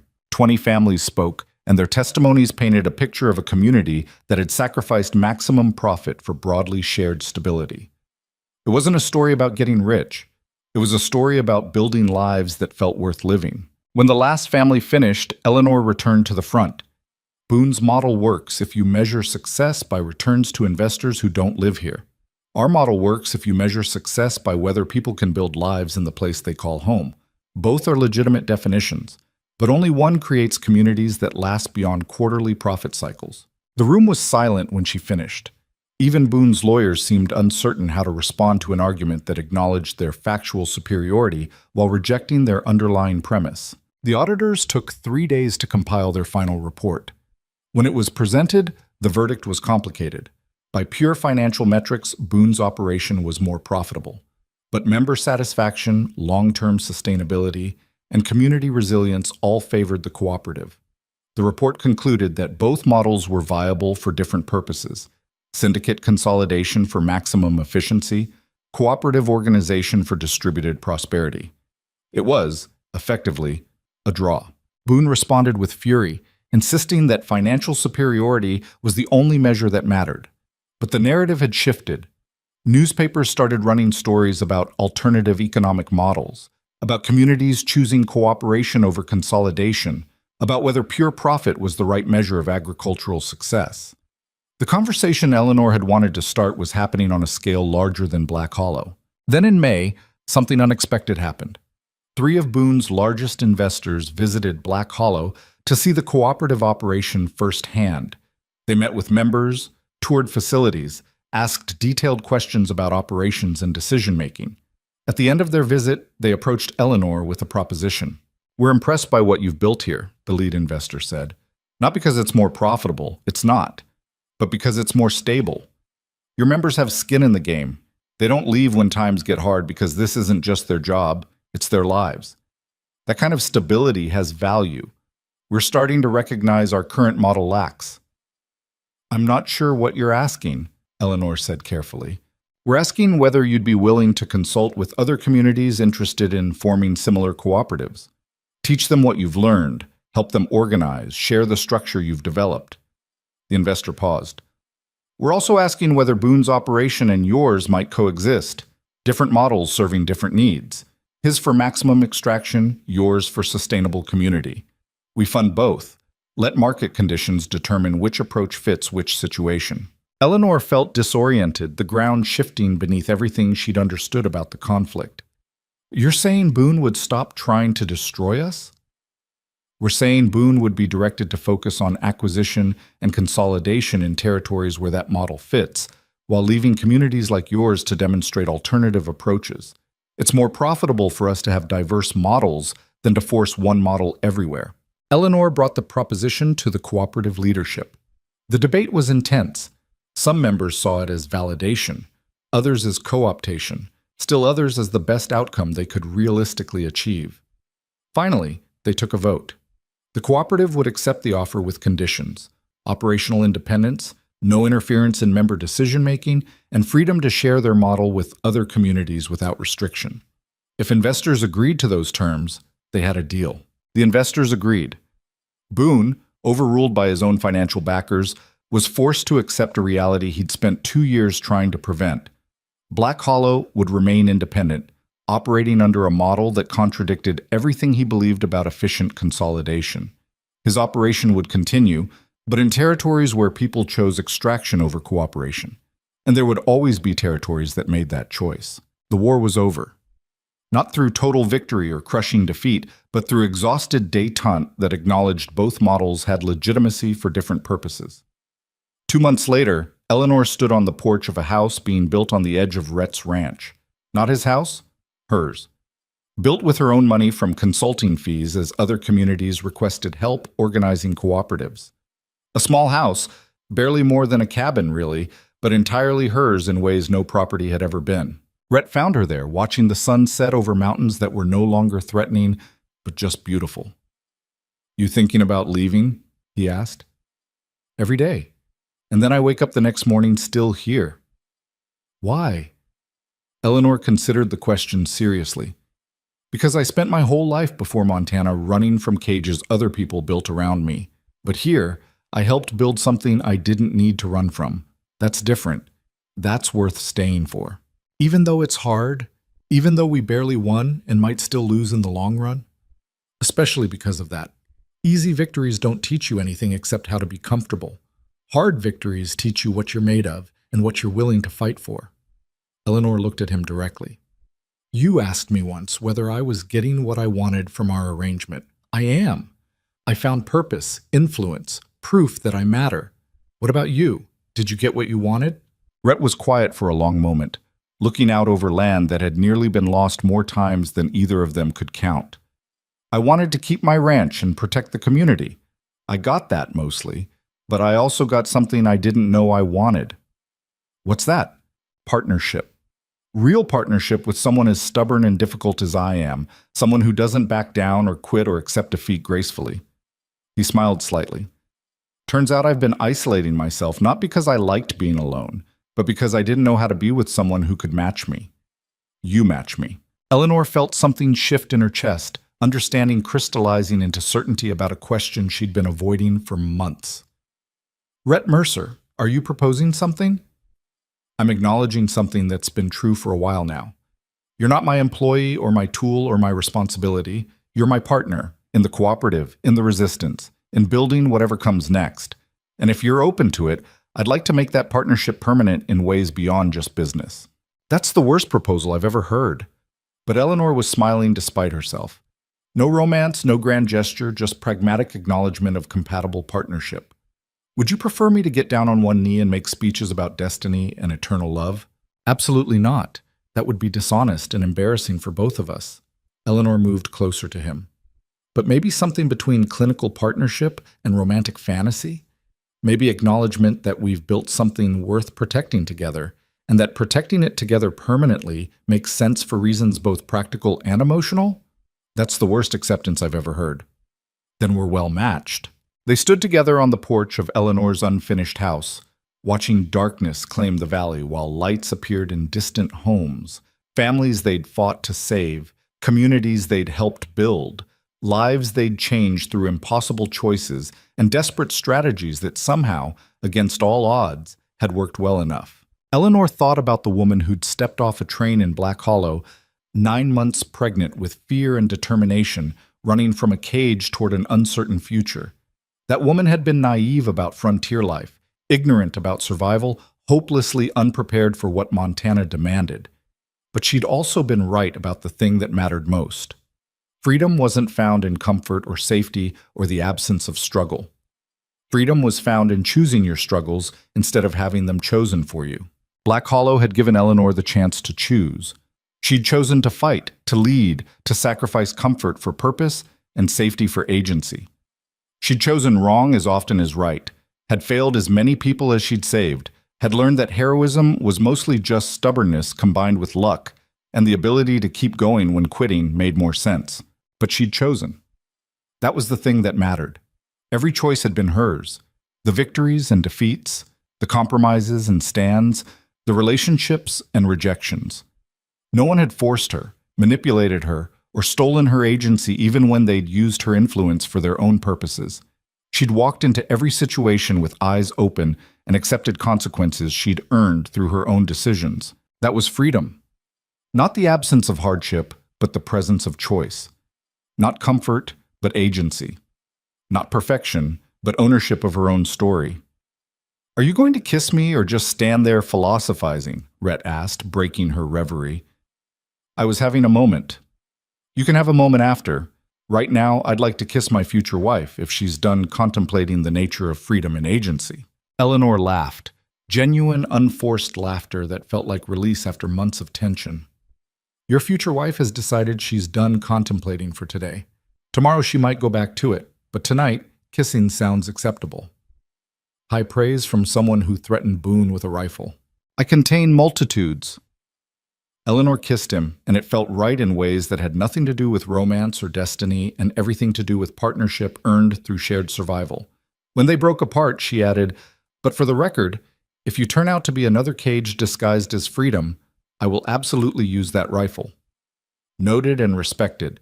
"Same goes for you. If you try to reform me into something civilized and proper, I'm out. Deal. We'll stay difficult and stubborn and holy ourselves and somehow make it work anyway."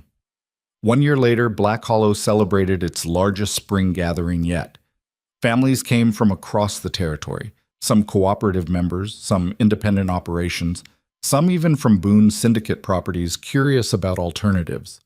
The town had grown from 200 struggling residents to over 400, with plans for a second school building to handle the increased enrollment. Eleanor stood at the front of the original schoolhouse, now preserved as a community landmark, watching children play in the yard while their parents discussed crop rotations and livestock management. Jacob Tanner, now running his family's operation while studying cooperative theory through correspondence courses, was teaching a group of younger ranchers about collective bargaining strategies. Margaret coordinated a lending pool that had helped 15 families avoid predatory debt. Betty's general store had expanded into a full cooperative supply depot. And in the distance, Rhett's ranch, now officially the Mercer Graves Ranch after their marriage the previous fall, operated as the cooperative's largest and most successful member operation. Not because they were perfect, but because they'd learned to be excellent at chosen imperfection. The Denver Post reporter who'd started everything appeared at Eleanor's elbow. "Catherine, I didn't expect to see you again." "Are you kidding? This is the story I've been following for 18 months. Had to see how it turned out." Catherine surveyed the gathering. "Looks like you won." "We survived. That's different from winning." "Out here, I'm learning they're the same thing." Catherine pulled out her notepad. "One last question for my follow-up article. Looking back, knowing everything you know now, would you still get off that train? Would you still choose this life?" Eleanor thought about everything the question encompassed: the fear and exhaustion, the impossible choices and frequent failures, the people she'd saved and the people she'd lost, the weight of responsibility and the satisfaction of agency. She thought about the woman she'd been in Boston and the woman she'd become in Montana, about the price of both identities and the freedom earned through transformation. "Yes," she said simply, "because I'd rather struggle for something I chose than be comfortable in something chosen for me. That's not heroism, It's just knowing the difference between a cage and a challenge, and preferring the challenge every time. Catherine wrote that down, then closed her notepad. That's going to be the headline, The Woman Who Chose the Challenge. Thank you, Eleanor. For the story, and for proving something I'd stopped believing, that individual choices still matter in a world of economic forces and institutional power. They matter. They just don't always win cleanly or quickly or in ways that feel satisfying. Eleanor looked out over Black Hollow, seeing past-present success to the struggles that would inevitably come. But they're still worth making because the alternative is letting other people write your story while you watch it happen. I'm done watching. The gathering continued until sunset, when lanterns were lit and music started and the entire valley transformed into celebration of survival that felt like victory because it had been earned through blood and sacrifice, and the stubborn refusal to quit when quitting made perfect sense. Eleanor danced with Rhett, shared whiskey with Margaret, listened to Betty's endless stories about customers who'd become family, and eventually found herself back at the schoolhouse alone with the night and her thoughts. This was her life now. Not the life she'd imagined when fleeing Boston, not the life anyone would have predicted for a pampered East Coast debutante. But it was hers, chosen, earned, owned completely.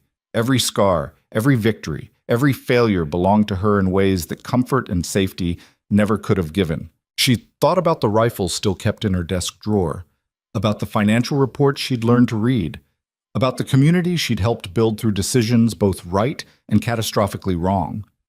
She thought about the 3 men who'd died on the cattle drive, about the families who'd been driven away before the cooperative formed, about all the costs that came with every choice to fight instead of surrender. And she accepted all of it. Because this was the bargain freedom demanded: responsibility for outcomes, ownership of failures, the weight of choosing instead of the comfort of being chosen for. Eleanor had spent her whole life before Montana believing freedom meant escape from constraint. Now she understood freedom meant accepting the constraints you chose and owning every consequence that followed. The door opened behind her, Rhett looking for his wife who'd wandered off from the celebration. You all right? I'm perfect. Which means I'm tired and uncertain and worried about winter and whether the cooperative can sustain growth and whether we're teaching the children enough to prepare them for whatever comes next. All the normal anxieties of someone building a life instead of just surviving one. That's the most you've ever said at once about being happy. I'm practicing. Happiness feels suspicious after so much struggle, like it might disappear if I acknowledge it too directly. Rhett sat beside her on the schoolhouse steps. It probably will disappear. Things always get hard again. But then we'll fix whatever broke, survive whatever comes, and build something new on top of the wreckage. That's how this works. Very romantic. I'm a rancher, not a poet. Romance is for people who don't have cattle to feed. Eleanor leaned against him, feeling the solid reality of partnership earned through shared survival. I love you, not in a romantic poetry way, but in a you're the only person who could possibly tolerate me long-term way. I love you too. In a you're terrifying and brilliant, and I'm grateful you chose to fight beside me instead of against me's way. We really are terrible at this. Best terrible couple in Montana. They sat together watching Black Hollow celebrate its survival, while Eleanor silently acknowledged the truth she'd learned through impossible months of frontier resistance. Freedom wasn't a destination you reached through escape. Freedom was a practice you chose daily, through decisions that cost you everything and gave you yourself in return. She'd paid that price, would keep paying it for years to come, and somehow that felt right in ways comfort never had. The woman who'd fled Boston seeking escape had found something better in Montana. Not safety or simplicity or the absence of struggle, but the hard-won knowledge that she could survive anything as long as she chose her battles and owned her consequences. That was the only freedom that mattered, not freedom from hardship, but freedom to face hardship on her own terms. And as Eleanor Mercer sat on the steps of the schoolhouse she'd defended with a rifle and built into something larger than education, she understood that she'd finally found what she'd been running toward her whole life. Not rescue, but the chance to save herself through choices that mattered even when they hurt. That was enough. That would always be enough. The future remained uncertain. Challenges would come that made the past year look easy. The cooperative might fail. New enemies might appear. Everything they'd built could collapse under forces they couldn't predict or control. But Eleanor would face all of it the same way she'd faced Boone and Winter and impossible choices about who to save and who to abandon.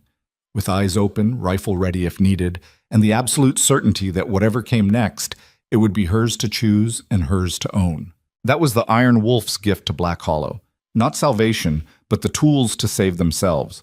And that was Eleanor's gift to herself. Not escape from cages, but the knowledge that she could break any cage built around her by refusing to accept limits on who she could become. The music continued. The celebration lasted until dawn. And when the sun rose over Black Hollow, it lit a community that had learned something most people never figured out. Freedom wasn't given, earned, or discovered. Freedom was chosen daily through small acts of resistance that added up to lives worth living and stories worth telling. And futures built through stubbornness that refused to quit, even when quitting made perfect sense. Eleanor had chosen, and she would keep choosing every day for the rest of her life, because that was what freedom actually meant. The end.